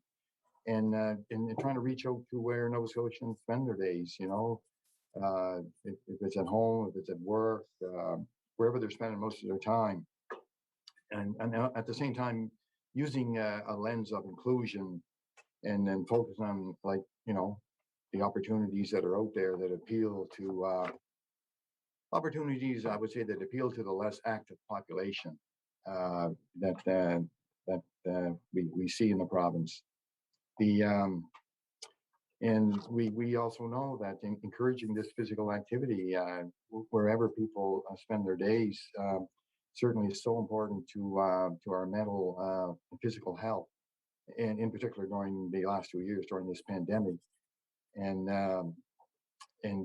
by helping people, have the opportunities to be physically active, is certainly, I think it certainly helps people as we move through this pandemic recovery. I can also think of partnerships, and one would be the Doctors Nova Scotia Healthy Tomorrow Foundation. The second phase of Make Your Move campaign, which was launched early in 2022. And of course, this is a public awareness initiative, encouraging people to include, small amounts of movements into their daily routines, regardless of where they're going, what they're doing, and so on. And this particular phase will see the pilot of a community toolkit being available. I guess just some further examples, Mr. Chair, would be the municipal Mi'kmaq Physical Leadership Program. Provided funding to support communities to lead the development and implementation of community-wide physical activity plans. In 2021-22, this cost share program supported 47 community agreements to fund staff positions who serve 43 municipalities, 1 village, 11 Mi'kmaq communities, and the Mi'kmaq Friendship Center. So the forecast from CCTH for 21-22, the forecast contribution was $1,313,000. And just to finish off, my answer, the Active Communities Fund supported over 55 communities in the province, non-for-profits and First Nation communities. And through that, they were able to create initiatives that encourage less structured movement throughout their day. And of course, we've also supported the Nova Scotia Health Authority to gather information and plan to integrate physical activity, active counseling into their primary health care, chronic disease management, and wellness plan. And I know back in my neck of the woods, back home, various areas, including phys ed teachers and so on, are initiating plans in their schools, trying to increase the physical activity of students on a daily basis. So we are hoping within the department and across other departments to encourage people to get active and be physical. And when I think of it, back in 2003, former Premier John Hamm created the Department of Health Promotion and Protection. And I remember talking to him, and he said, the main reason why I wanted that department created was he could see the deteriorating health performance of a lot of our Nova Scotians. And he felt if we don't get active, if we don't start adhering to some, good physical activity, that we're going to have a lot of people that will be suffering from a lot of chronic illnesses as they grow old. So that department began in 2003. I believe the former Premier Rodney MacDonald was the first minister of that department, and I believe, Mr. Chair, and I may be wrong, but my memory, if it serves me right, somewhere around 2010, and that's ballpark. And it was removed and put back into health and wellness. Thank you, Mr. Chair. I recognize the member for Dartmouth North with 6 minutes. Thank you, Mr. Chair. 2010, that's when the NDP was in government. Interesting. Well, it's great to hear the minister speak about the importance of health and wellness, or the importance of activity to our health and wellness.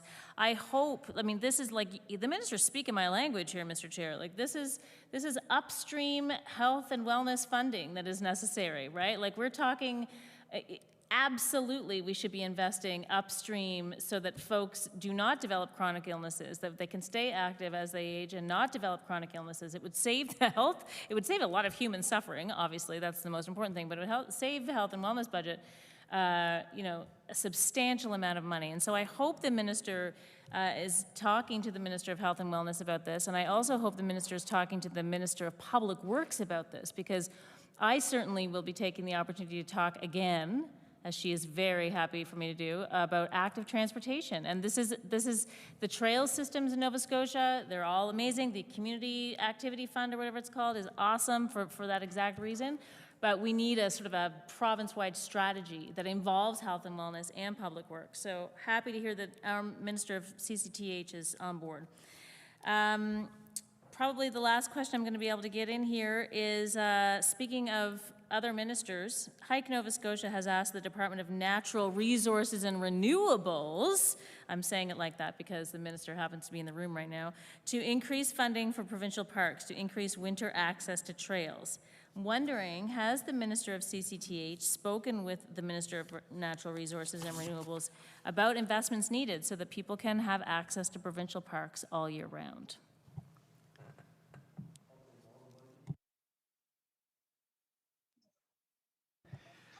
I recognize the Honourable Minister for Communities, Culture, Tourism and Heritage. Well, thank you, Mr. Chair, and certainly aware of this, and our intentions and plans are certainly to be talking with the minister about that, Nova Scotia, and so on. And again, it's just walking down the street today. I mentioned to someone I was walking with regard to, isn't it nice the weather's starting to get warmer and we're going to see more bikes on the go, people being active, people being physical, and so on.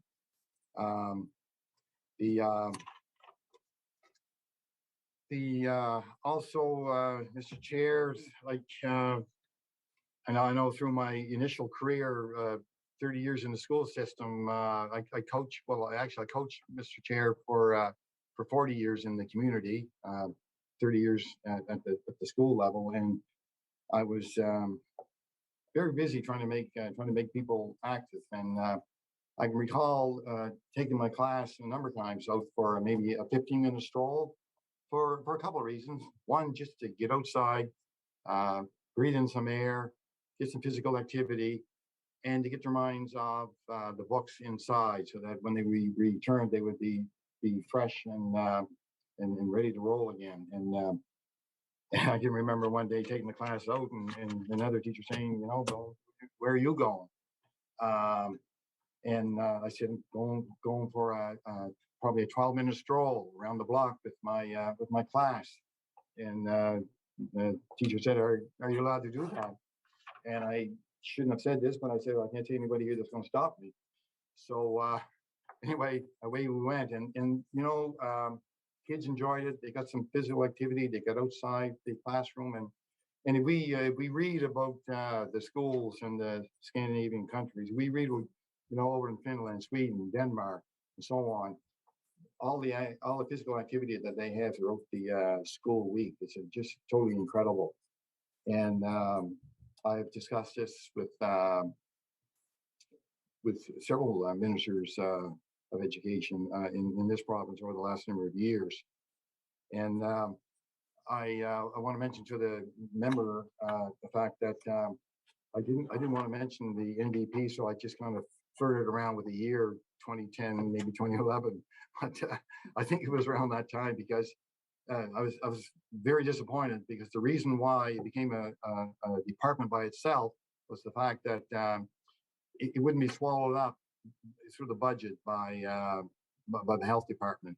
We felt they felt at the time if it was separate, it'd be more of a priority, more of a focus for physical activity if we had that department alone. But again, moving ahead to where we are now, we have a lot of work going on in various departments, health and wellness and our own. And the staff between the departments are having this discussion. I want to tell the members, I mean, right now, and I'll certainly be talking to Minister Rushton, very soon on this here. Thank you, Mr. Chair. With 20 seconds. I recognize the member for Dartmouth North. Well, I just want to say thank you to the minister for answering my questions, and next hour my colleague will be up. So thanks again, and we'll see you tomorrow. Thank you. I recognize the member for Clayton Park West, and time is 8:31. Thank you, Mr. Chair. And the minister is doing really well. Do you need a break, Minister, or anything? Is he okay? No, thank you. I'm just raring to go. I'm just Yeah. You're doing amazing, honestly. I'm excited. How much coffee did you have? Well, actually, I don't drink coffee. Oh, No. Me I'm too. a red rose tea guy. Me too. I just had my tea to keep up. I have one more question before I move on to tourism. And again, with this one is the Healthy Community Stream through the Culture Innovation Fund, another fund which was very successful during our government and helps support physician retention.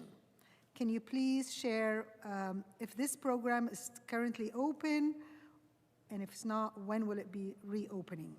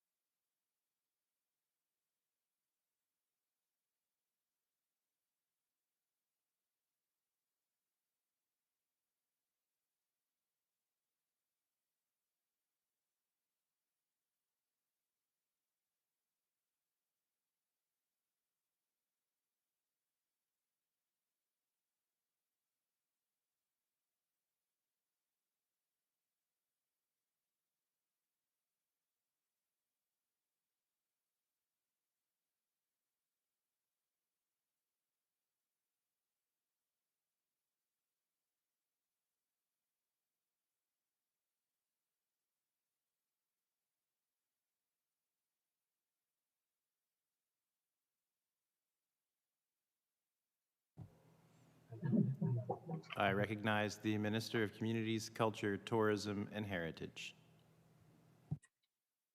Thank you, Mr. Chair. And maybe to the honorable member there, maybe as the evening goes on, I'll start drinking coffee, but we'll see. But anyway, as far as the Healthy Community Stream, the budget again, 21-22 was $200,000, and going forward 22-23, it also is again at $200,000. And that particular stream, of course, it's helping community leaders and innovators to embrace physicians and their families, through projects and initiatives that are that are not only creative, but are using their creative and diverse culture. I know in my own area, in all areas, of course, throughout the province, there's a lot of activity going on in our communities, trying to make visiting physicians to feel at home, to like Nova Scotia, to like the community, trying to integrate their spouse into activities and so on. Sometimes their spouse doesn't work and kind of feels left out in the community, not knowing anyone, and so there's all kinds of activities where, and I'll mention a couple. One being the why in a minute, but so to be considered for this particular funding, this healthy community stream, the applicants must consider their the community's assets and barriers, and how their community can better support physicians and their families just feel really at home in the community that they are visiting, regardless if it's in the Middleton or Eastern Passage or Cape Breton or wherever it may be. So the stream supported 12 projects in 21-22. Many projects were collaborative in nature, recognizing the importance of communities working together to create a positive picture of life in our province of Nova Scotia. Soldiers Memorial Health Foundation received 18,000 or approximately 18,500 to host seasonal community connection events to promote cross-culture exchange and opportunities for physicians and families to engage in cultural activities alongside local community members. I mentioned earlier with the YMCA. Well, the YMCA of Greater Halifax Dartmouth, also in collaboration with Y that's across the province, received over $51,000 to connect new prospective physicians and their families, of course, with a Y guide navigator to do things like provide them a tour of the Y facility in the community, to set up a 6-month introductory membership program for them, and introduce them to all the programs that the Y has to offer. Also connecting, any family members, if there happens to be family members connected with the physician or physicians that are coming to the area. So basically, showing them all the resources that the Y has to offer. So just a few more quick examples. Like $13,000 was made available. Eastern Passage and Area Action Committee, in partnership with Eastern Passage and of course their area business association, in creating a promotional strategy and tools, including a video highlighting the many assets of that community. And of course, included in that was testimonials from community members, from healthcare collaborators, school staff, businesses that are there in preparation of welcoming these new physicians and healthcare professionals to the community. Part of the toolkit will also include a community asset map to bring attention to Eastern Passage's many businesses and services, along with key resources and literature. Another example would be $40,000, Mr. Chair, YMCA that I mentioned earlier, the guide navigator. So that was $40,000 there. There was another $5,000, Bedore Lakes Day Camp Association, where quality programs and incentives for physicians and their families, where they can form good connections and relationships with people living in the community. $10,000 to a Cape Breton business partnership. And again, just creating a program that has helped them purchase passes to local cultural and historical tours, dealing with maybe unique local products, gift cards, welcome baskets, and all those types of initiatives for new physicians and their families. Another 5,000 for Cape Breton South Recruiting for Health has produced a comprehensive guide with a list of all amenities and resources in the Cape Breton South region to introduce and welcome new physicians and families to communities in that area. And again, Mr. Chair, another, close to 15,000 for another association, basically doing the same types of things. 6,200 to Healthy Pictou County. And I must say, Pictou County has been a leader in this area, and Pictou County has been developing a local well-being program focused on the health of physicians and their families through connection, socialization, interaction with all kinds of various recreational opportunities that are available in the county of Pictou. So, and I had the opportunity to not only know some doctors in the area, some physicians that are involved in this here, but they're involved in the physical aspect of things. The municipality of the District of Chester received 15,000 to create a sustained community engagement program that again fosters connection and belonging for these healthcare professionals once they are recruited to their communities, because it's so important. It's critical to get them here, but it's just as critical to retain them. And anything that we can possibly do, and certainly through this healthy community stream, is one way that we are trying to do that. The South Queen Chambers of Commerce, Mr. Chair, about $15,000. That Chamber of Commerce there in South Queens developed a summer tour for doctors, medical students, interns, and their families who are interning or practicing in Queens County.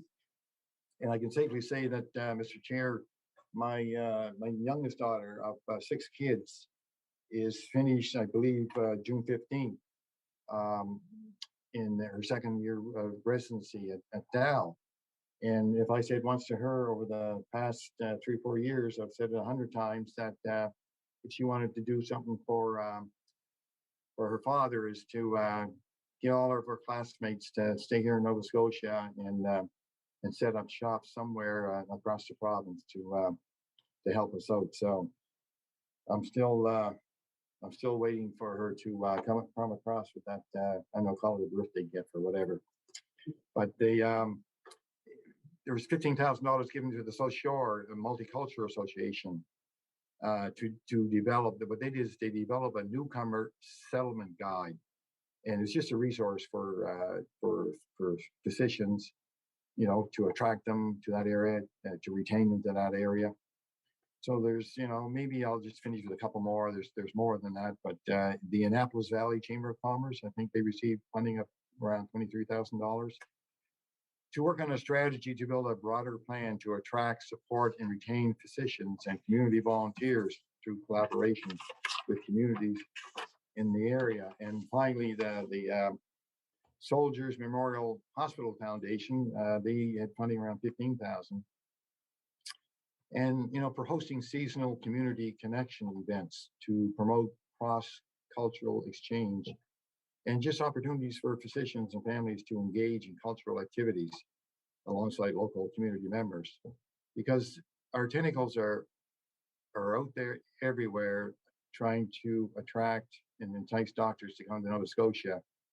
So there's certainly a need for a lot of these doctors to with their families to engage in cultural activities that they are familiar with. So I'll finish by saying the 22-23 fund is not open yet. We will be and are working with the healthcare professional recruitment office actually just to determine what is the best time to open up these applications for this current year. Thank you, Mr. Chair. I recognize the member for Clayton Park West. Thank you, Mr. Chair, and thank you to the Minister. I tried to write all these, but really what I want is the list. And maybe if you can send me the list that you just read, I wrote most of them, but if I could have that list sent as well with the other 4 or 5 lists that I asked for already. To me, it's $200,000 for all these, you said there's 200,000 per year, and that was last year. Or since you've taken office, how much money has gone out? And if I could have the list to whom it went. I recognize the Honorable Minister for Communities, Culture, Tourism, and Heritage. Thank you, Mr. Chair.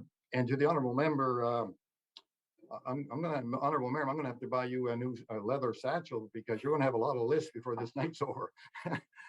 But I'd be very happy to get that list for you, honorable member.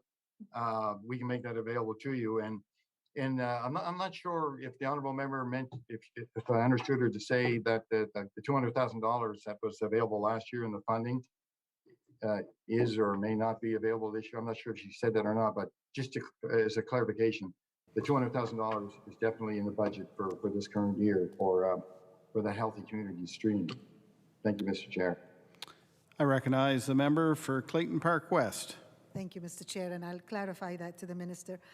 Well, I really didn't hear it very well at the beginning. You said it was 200,000 before, and it's the same amount for the year coming. So I just wanted to make sure that you've not increased it. How is this, if it has worked really well, how come there was no increase? And if there isn't, I just also wanted the list of, since you've taken office, to whom it went since then, how much money was spent out of this 200,000 for 21, 22. I know you listed a lot of them. There's 15, 3 of them 15, there's a 40, there's a 10K, there's a 5K, and a 13K. But one of them was 51K. So have we gone above the 200? So if you can give me the list of this year's budget of the 200,000, was it spent? Have we gone over it? And if it's working so well, why can't we increase this? And to see if regional, you know, I see a lot of PC ridings that got this money. I just want to know if there's any other ridings have received any money as well. So if you could give me that list, I would really appreciate it. So I have 5 different lists that I've asked for, the Building Vibrant Communities, the operational funding list, also the accessibility for both business and community. Then I also asked a list for Events Nova Scotia for the festival and community development, and this was my 5th one, which is a community stream as well. So there'll be 6 lists altogether I'm hoping for, and I will stop with the list and move to tourism. I just want a confirmation that the minister will provide me with that list as well on the 200,000. I recognize the Honorable Minister for Communities, Culture, Tourism, and Heritage. Mr. Chair, I'm the minister responsible for lists. I'll certainly provide any list that the honorable member wants. Be happy to do that. I recognize the member for Clayton Park West. I truly thank the minister. That's lovely. Thank you. That makes my life easier. Now I'm moving to tourism. My first question is on page 5.2. I honestly want a clarification more than anything else. So on page 5.2 for tourism, the estimate for 21-22 was 20,671,000. The forecast, which is the amount spent, was 56,007,000. And this year in your budget, you're putting in 23,450,000. The spending was more than double, almost 3 times. I would like the department to give me an update on where that additional money went.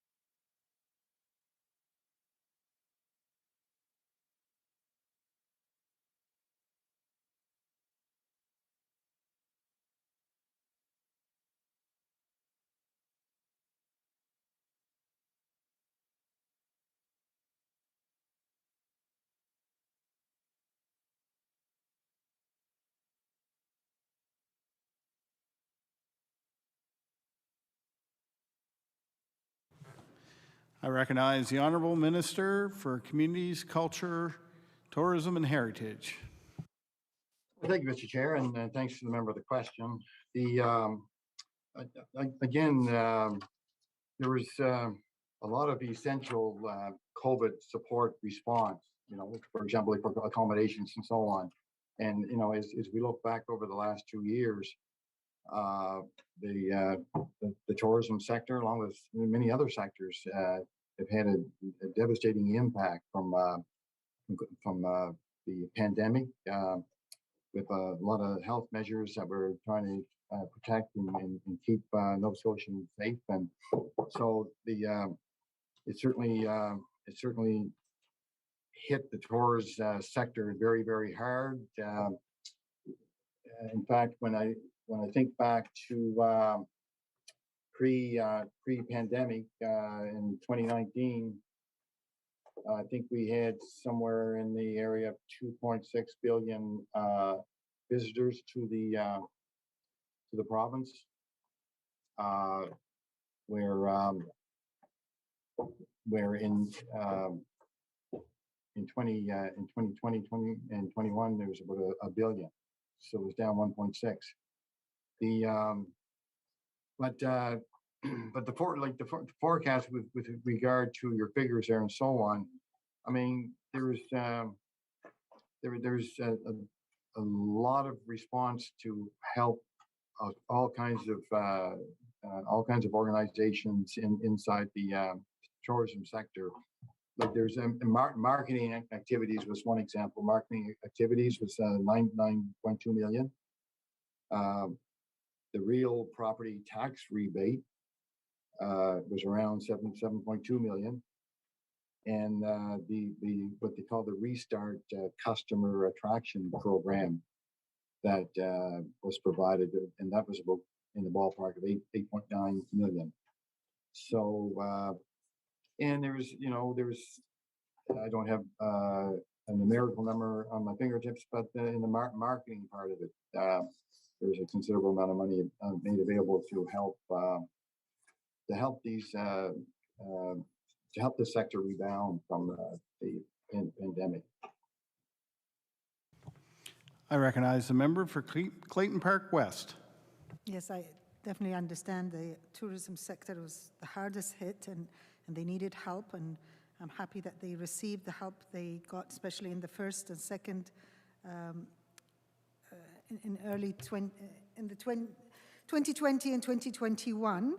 But for your budget, you've only increased it by 3 to 23 million from 20 million.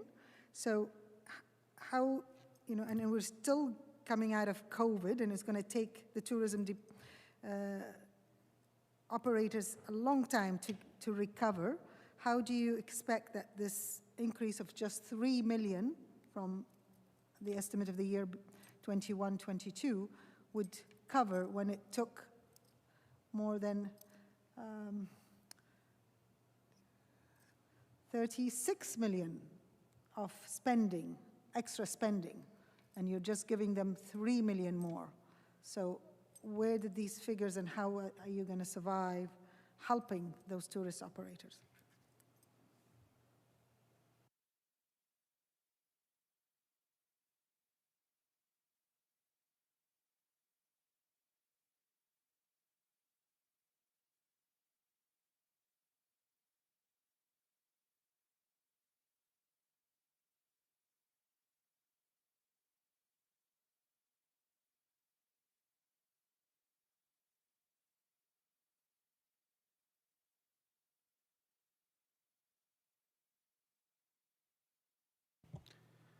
I recognize the Honorable Minister for Communities, Culture, Tourism, and Heritage. Thank you, Mr. Chair. It's awful nice of you to recognize me at this time of night. Okay. Again, I thank the honorable member for the question, and the $2 million that's in the difference there is certainly the 2 million is towards marketing in the sector. I can say that as the pandemic moves on, things change, like, and we are constantly talking to the tourism sector, constantly, and working with them, listening to them, learning from them, acting on some of their suggestions and ideas. And I mean, we will continue to always be open to assist and to help them. And again, because of that, there's different levels of support that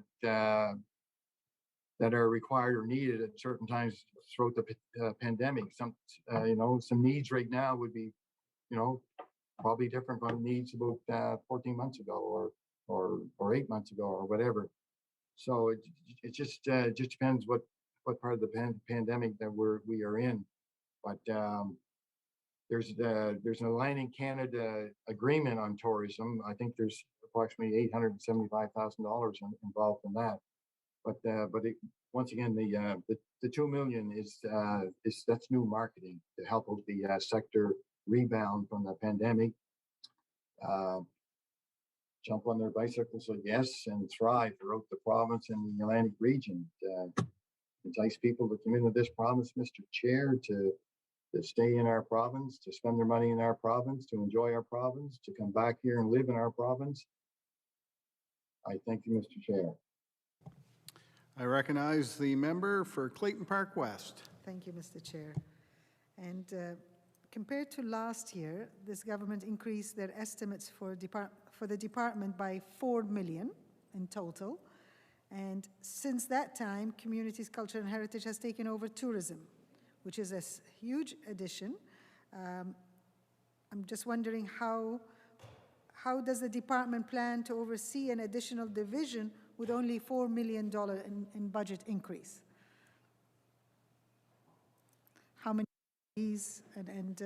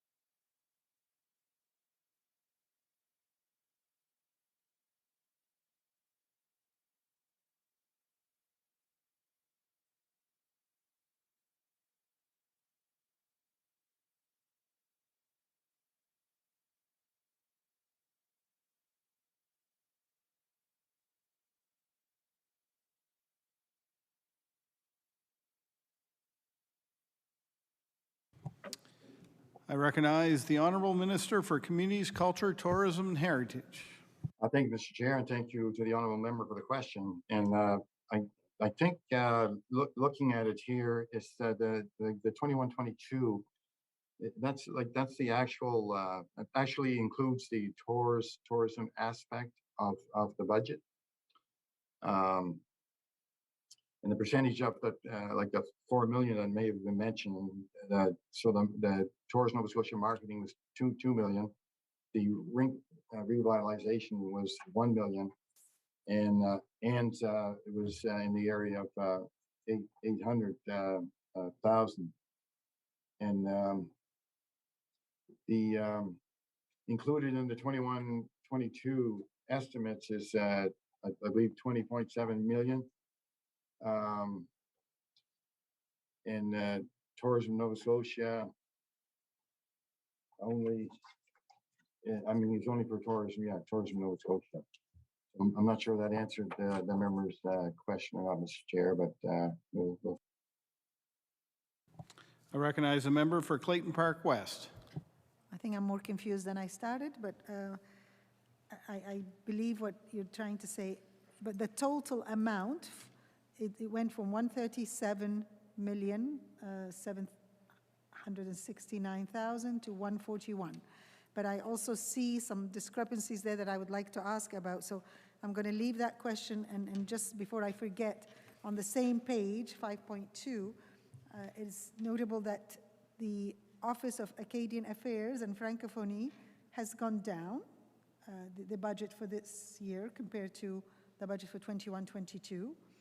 The African Nova Scotians Affair has also decreased. However, Gaelic Affairs has increased. Can you explain, under the new the new bill that we brought in for equity and anti-racism, and how do you see this faring when those two offices budgets have decreased while Gaelic Affairs has increased? It just does not look right to me.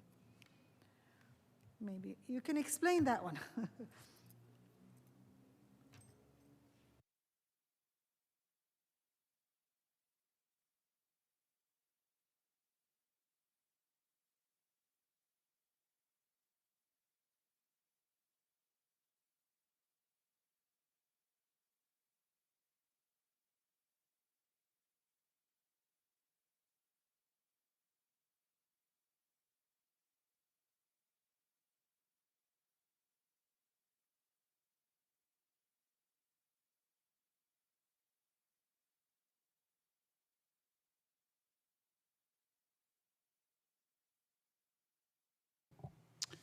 I recognize the Honorable Minister for Communities, Culture, Tourism, and Heritage.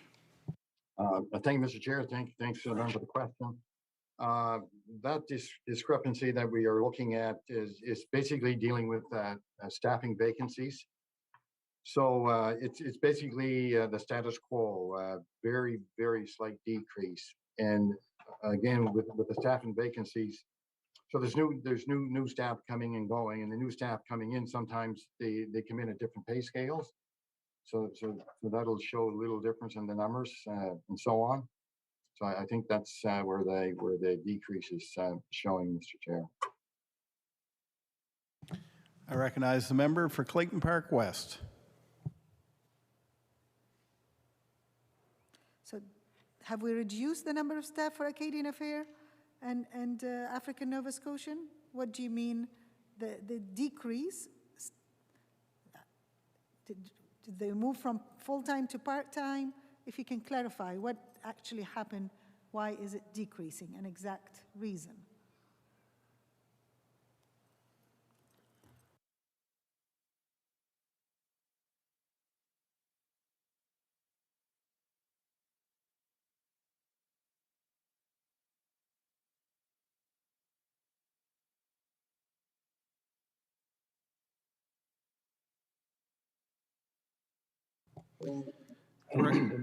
I recognize the Honorable Minister for Communities, Culture, Tourism, and Heritage.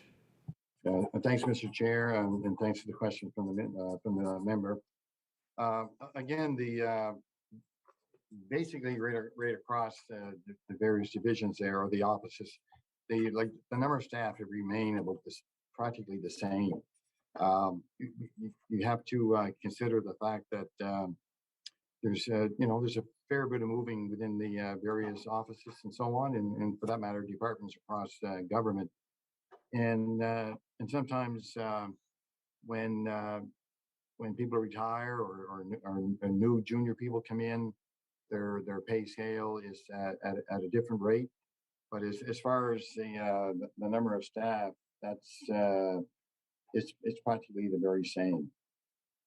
I recognize the member for Clayton Park West. Thank you, Mr. Chair, and I thank the Minister. I will take that as just a staffing change, but it's not the budget for the department that has reduced. All right, the next one that I had was novascotia.com. Seems to be one of a one-stop shop for those who to learn information on where to visit, shop, and stay in Nova Scotia. Does the Minister know how successful the website has been in terms of visitors and inquiries? And does the department have any way of tracking how many of these website visits lead to sales or growth in the tourism industry? We don't have a note on that information yet, but we can. Minister, you're mute. You're not muted.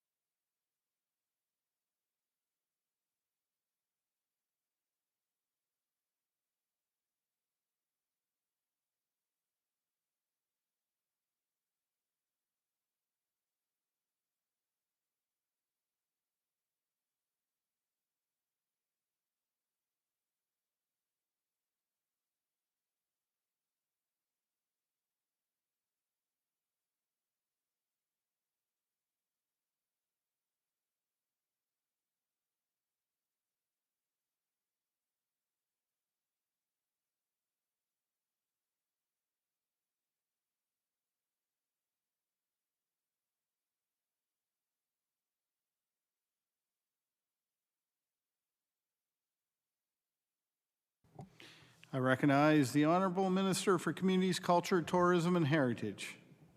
Thank you, Mr. Chair, and I'll begin a brief answer by saying that we'll try to provide as much information as we can to the honorable member. It's we're sort of in a situation where there's some new things here, like the Crown Corporation, arrived on our doorstep, the transition and so on. And although there's going to be data available, there's some data that we don't have at our fingertips, at the moment. Like we have different campaigns. All campaigns are tied to our website. The member mentioned about novascotia.ca, and there's doers and dreamers and so on. We also provided about, I think I mentioned earlier in my opening remarks, about $1 million to businesses for digital work, digital offerings, and so on. So there's a lot of work through the social media provided by the department to engage and entice tourists to visit our province. But the exact numbers right now, we don't have that data available right at the moment. Again, the division, it's only very recently that they became a division underneath the umbrella of community, culture, tourism, and heritage. I recognize the member for Clayton Park West. Thank you, Mr. Chair, and thank you to the minister. Maybe we can add that to the it's number 6 on my list for lists. If you don't mind, just get me some information on how well this program is doing. The Nova Scotia, they can provide that, I'm sure, and if there's tracking of this and how well. And if you have the list, you said you've given money to companies or businesses for their digital. Maybe a list of those as well will be wonderful. Those businesses that are using the digital money. The next question I have, we learned the news this past week that approximately 1,000 job vacancies in the hotel industry in Halifax. Given the department's plans to grow the tourism industry in the province, what plans do they have to support hotels in hiring more employees? Are these jobs that are included in our current immigration employment streams?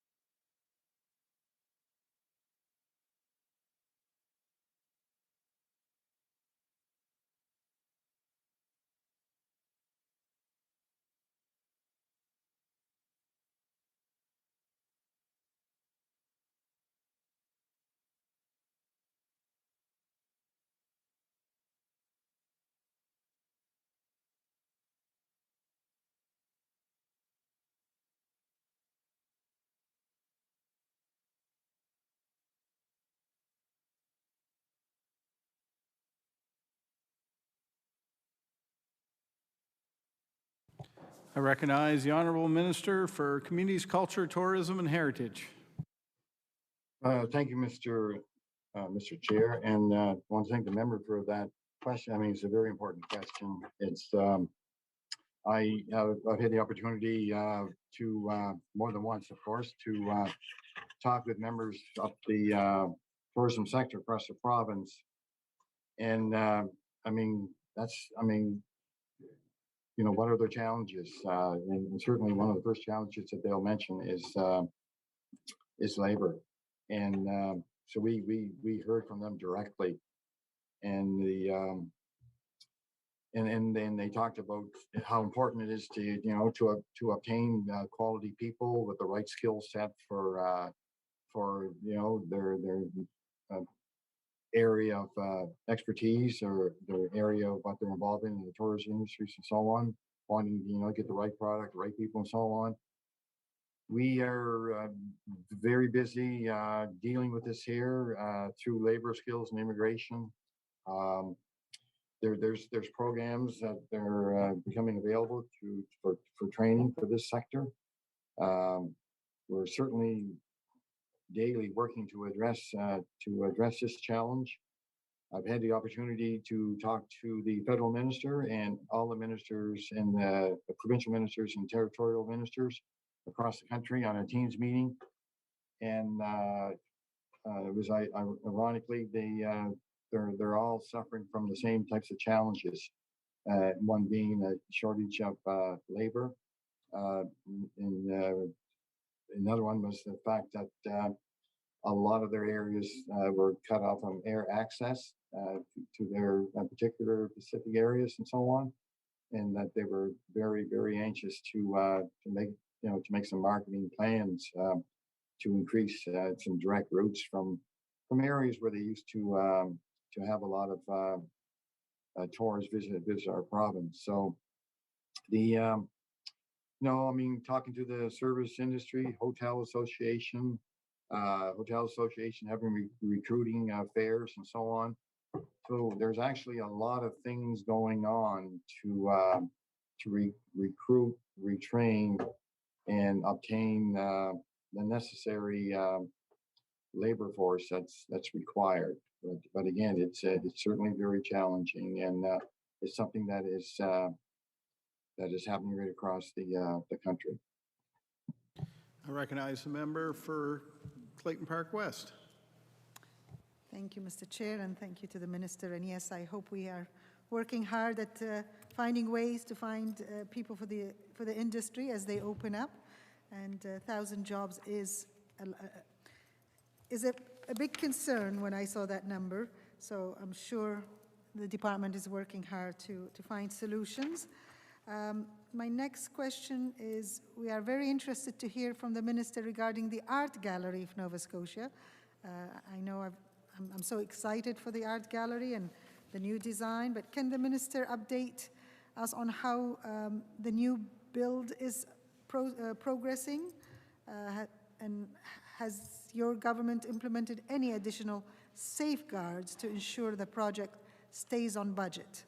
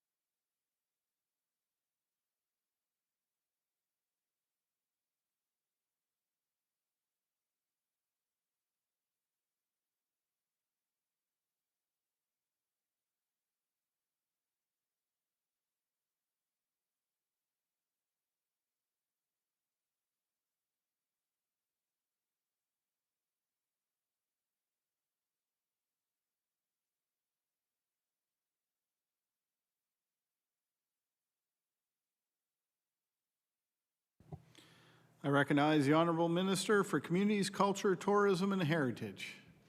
Thank you, Mr. Chair, and thanks for the member of the question. And when I think of a new art gallery, I mean, what can be more exciting than that? And I think of the great success and the new library in Halifax, and what that has meant to not only the community but to the province.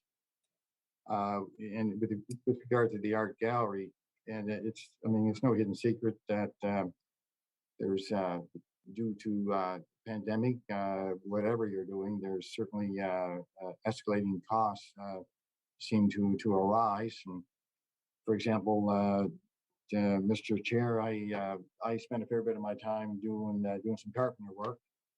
That's probably something that you may consider, Mr. Chair, if you ever want someone to build a deck for you. I mean, you have my phone number. So, but Mr. Chair, the point I'm going at is pre-pandemic, Mr. Chair, a 2x4, an 8-foot 2x4 was somewhere between $2 and $2.50 a stud. They're around $10 or $11 right now. Just totally incredible. So you can imagine just building a new room in the basement of your house, all the studding that you would need for your wall, and compare the price of a $2.25 to whatever it might be, $9, $11. It's just totally incredible, and that's just one small item. A 4x8 pressure board, and I'm not talking about wood plywood. I'm talking about a 4x8 sheet that has tripled in cost. That contractors are having quite a difficult time coming up with an estimate to build things. Anyway, back to the art gallery. I must agree with the honorable member that this is an exciting project, and what it's going to do for the province, let alone Halifax, the capital city, but the tourists that will be coming from all parts of the world to a world-class art gallery. It's just going to be, I believe, just going to be magnificent. And so, I mean, of course, our plans are, keeping in within the budget, and we're planning to work with the approved budget that is on the tables right now. I recognize the member for Clayton Park West. Thank you, Mr. Chair, and thank you to the minister. That was a way around the. I understand, we know, but maybe the minister can be more specific and give me what was the budget. I believe it were around 70 million. I should have had that written when we announced it. Where are we today? What figures does he have for us? Where is the budget as of today? Thank you. I recognize the Honorable Minister for Communities, Culture, Tourism, and Heritage. Thank you, Mr. Chair, and to the member. The province committed 70 million. The federal government committed to 30 million. And there's a major fundraising campaign underway, and they're committed to acquiring 30 million. So we're talking about 130 million, and the planning is to kind of work with that approved budget. I recognize the member for Clayton Park West with 10 minutes to go. Sorry, just the last sentence I didn't hear. We are still within budget for the 130 million? Is that what I heard at the end? I didn't hear the last sentence you. I recognize the Honorable Minister for Communities, Culture, Tourism, and Heritage. Thank you, Mr. Chair. My last statement was we're still planning to work within the approved budget. That's where we're doing everything we can to stay within that the budget that I just mentioned, the 70-30-30. I recognize the member for Clayton Park West. Thank you, and I appreciate that. I do know how hard it is. In the last 10 minutes, maybe a quick question without too much. The department's business plan, there is a section that discusses voluntary sector planning and identifying feasibility of record checks for the nonprofit sector. Could the minister please elaborate on this point, feasibility as the cost of record checks? So I don't know if I'm allowed to say this or not, but that's the bill that I tabled on Friday. For me, I was a volunteer and I always had to pay $30 to get a police record check. And it's, for volunteers, I don't know how we can ask volunteers to pay for something when they're giving us time free. So what is the amount of money that it requires? How much money do we collect every year from the voluntary check? And what is the budget for that if we are to absorb it?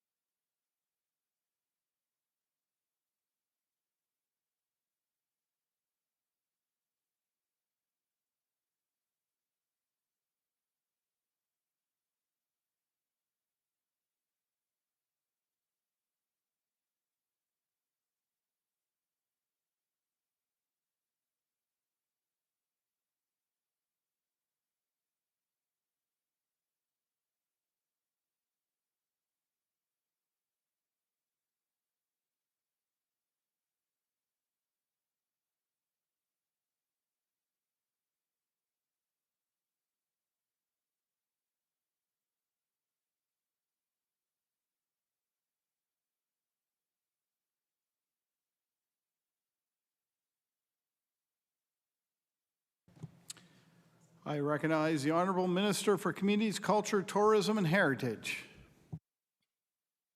Thank you, Mr. Chair. And again, to the honourable member, I enjoyed that question, honourable member, because I lost count of how many times I had to do a check myself throughout the numerous years volunteering in my community, coaching a variety of sport teams, male and female, and I know exactly where you're coming from. I know exactly what you're feeling. It's the volunteers do such great work. I mean, all we have to do is look through the past 2 years, the excellent work that volunteers did across our province. And one thing Nova Scotia is noted for is we probably have the best volunteers in the country as far as number of volunteers, percentage of volunteers, and so on.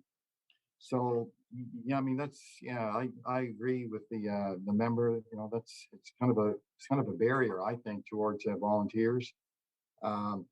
What's happening? I can tell the member what's happening right now in the department and across some other departments is we're doing some. There's been research happening concerning this here, and we're looking at ways how can we improve this? How can we be of help to volunteers because of the incredible work that they do.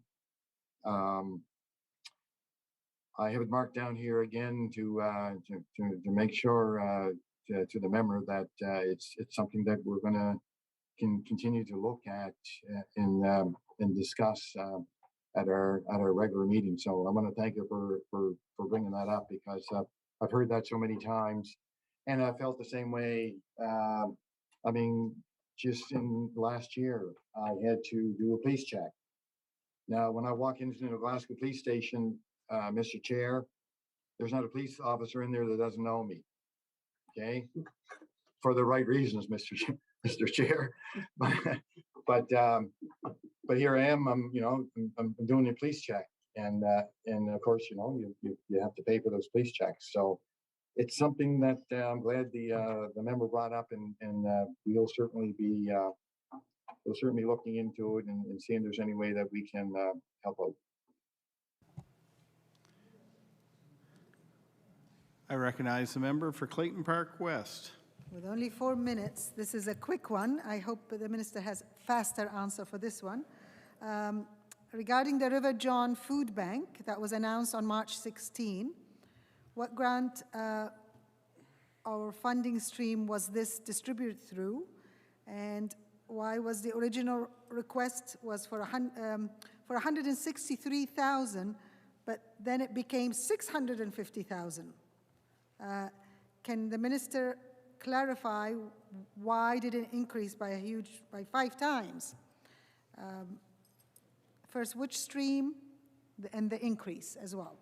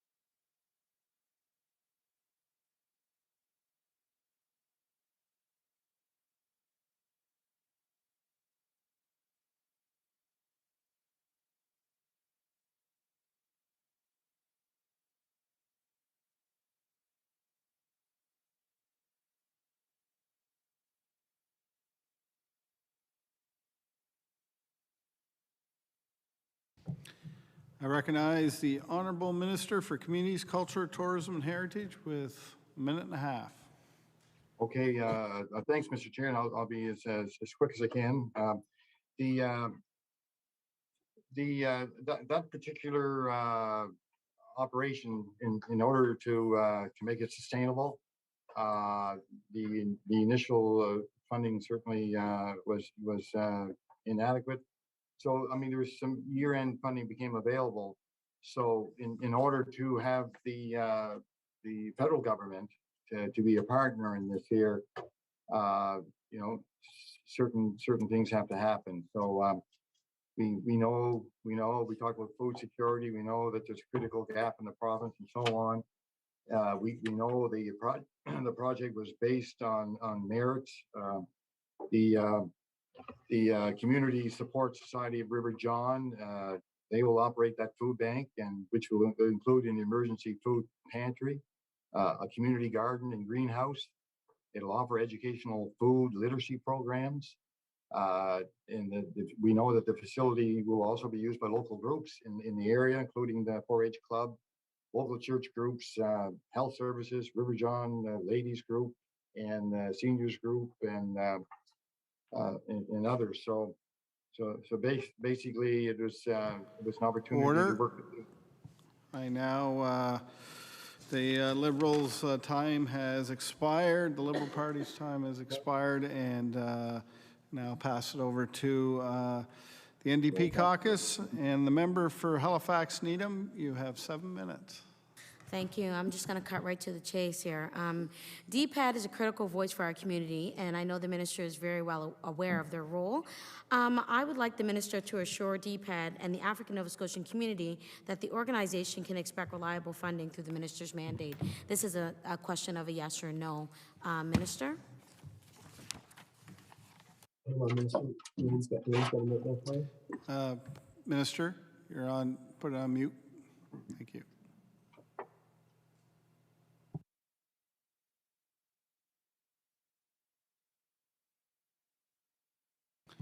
I recognize the Honorable Minister for Communities, Culture, Tourism, and Heritage. Thank you, Mr. Chair, and thank you for the honourable member for the question. Nice to see you this evening. A quick answer would be the DPAD funding supports the provincial DPAD Coalition Alliance with operational funding with a multi-year agreement investment. So the coalition has just completed their 3rd year of the 4-year agreement. So DPAD Coalition represents 30 of the many organizations that serve the African Nova Scotia communities. So we've just completed the 3rd year, and we're into our 4th year at the present time. I recognize the member for Halifax Needham. Thank you, Minister, for that. And I'm wondering, can you commit to continuing the funding for that particular program?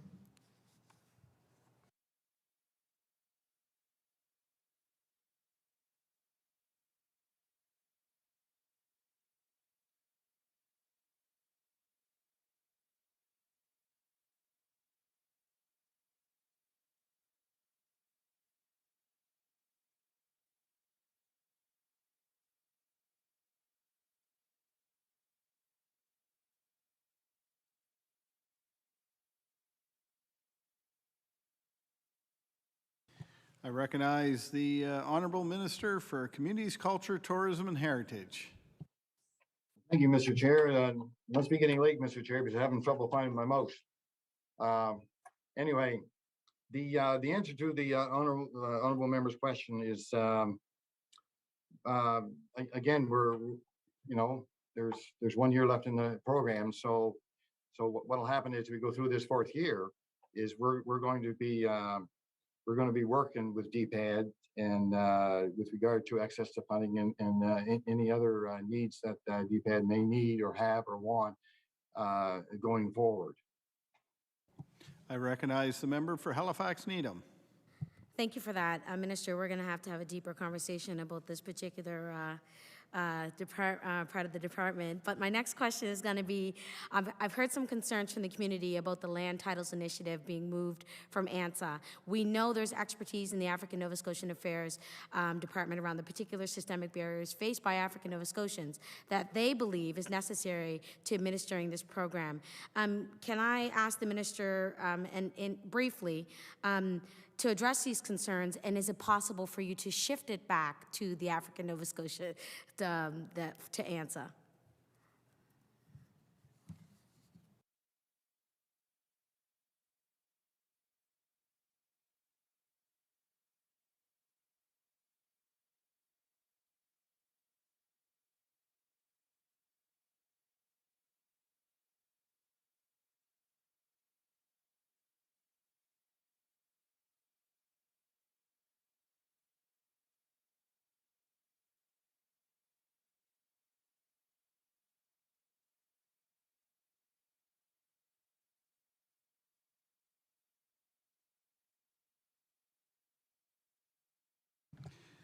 I recognize the Honourable Minister for Communities, Culture, Tourism and Heritage. Thank you, Mr. Chair, and thanks to the member for that question. I guess to the honourable member, I'll try to answer this way. I've heard some of those concerns myself, but I can say this much, that government is working and will continue working together with other departments in government. And we all know collaboration is so critical, so important. And again, daily, weekly, working with the deputy and the associate deputy ministers for the Department of Community, Culture, Tourism and Heritage and African Nova Scotian Affairs and equity and anti-racism initiatives. So I can say to the member that the government is looking at all aspects of the LTI. It's just not a single office working on this initiative. It's a whole government approach, and I mean justice is involved, DNR involved, ANSA's involved, OEA's involved. So it's the tentacles have been spreading everywhere with regard to this. I recognize the member for Halifax Needham. Thank you very much. I won't ask a question, but I will say this. I hear all of those pieces. Yes, there's collaboration. There needs to be. But when we think about where it lands and what it's about the African Nova Scotian community, which in turn should be specific to ANSA, because it is an African Nova Scotian Affairs department, which will also be affected in other ways. But I will say these are discussions that we can have thoroughly over the next little bit, because I really want to pick your brain on a number of other pieces. And obviously 10 o'clock at night is not the best time to be asking questions. As myself, I get a bit, I'm out there. So I really appreciate your time there, Minister. Thank you. Thank you to the member. Minister, before concluding the consideration of the estimates for tonight, I invite the minister to offer closing remarks and then read the department's estimates resolution. Time is now 9:38. We have to close by 9:43. Thank you, Mr. Chair, and I want to thank all the members from the Liberals and the NDP parties for their thoughtful questions tonight. I hope we were able to answer most of them, and of course the ones that we were unable to, we will certainly provide any information that we may have, and then get that to them quickly. I certainly want to thank the staff at CCTH, ANSA, the OEA, the staff, from the deputy ministers, associate deputy ministers to right down the line. We're blessed with great staff that are very dedicated, enthusiastic, do a terrific job. And I again, like I mentioned earlier, I find myself very fortunate to be able to have the opportunity to work with them. They're very open-minded, and it's just a pleasure working with them, Mr. Chair. So with having said that, Mr. Chair, I'm going to conclude by with the resolutions on estimates, if I may. Please. Resolve that a sum not exceeding $141,951,000 be granted to the Lieutenant Governor to defray expenses in respect of the Department of Communities, Culture, Tourism, and Heritage pursuant to the estimate. Resolve that a sum not exceeding $4,803,000 be granted to the Lieutenant Governor to defray expenses in respect of the Office of Equity and Anti-Racism Initiatives pursuant to the estimate. Thank you, Mr. Chair. Thank you, Minister. Shall Resolution E3 stand? All those in favor say I agree or agree. Those opposed? The resolution stands. Thank you, Minister. Thank you. It is now 9:40 and the House is set to adjourn at 10 p.m. That concludes the subcommittee's consideration of estimates for today. The subcommittee will resume consideration when the House again resolves into a committee of the whole on supply. So I ask you to please return to your seats in the legislative chamber. The committee of the whole House must rise and report before the House concludes its business for the day, and they'll be completed at 9:53 next door. So I adjourn today's meeting on Subcommittee on Supply. Thank you, Minister.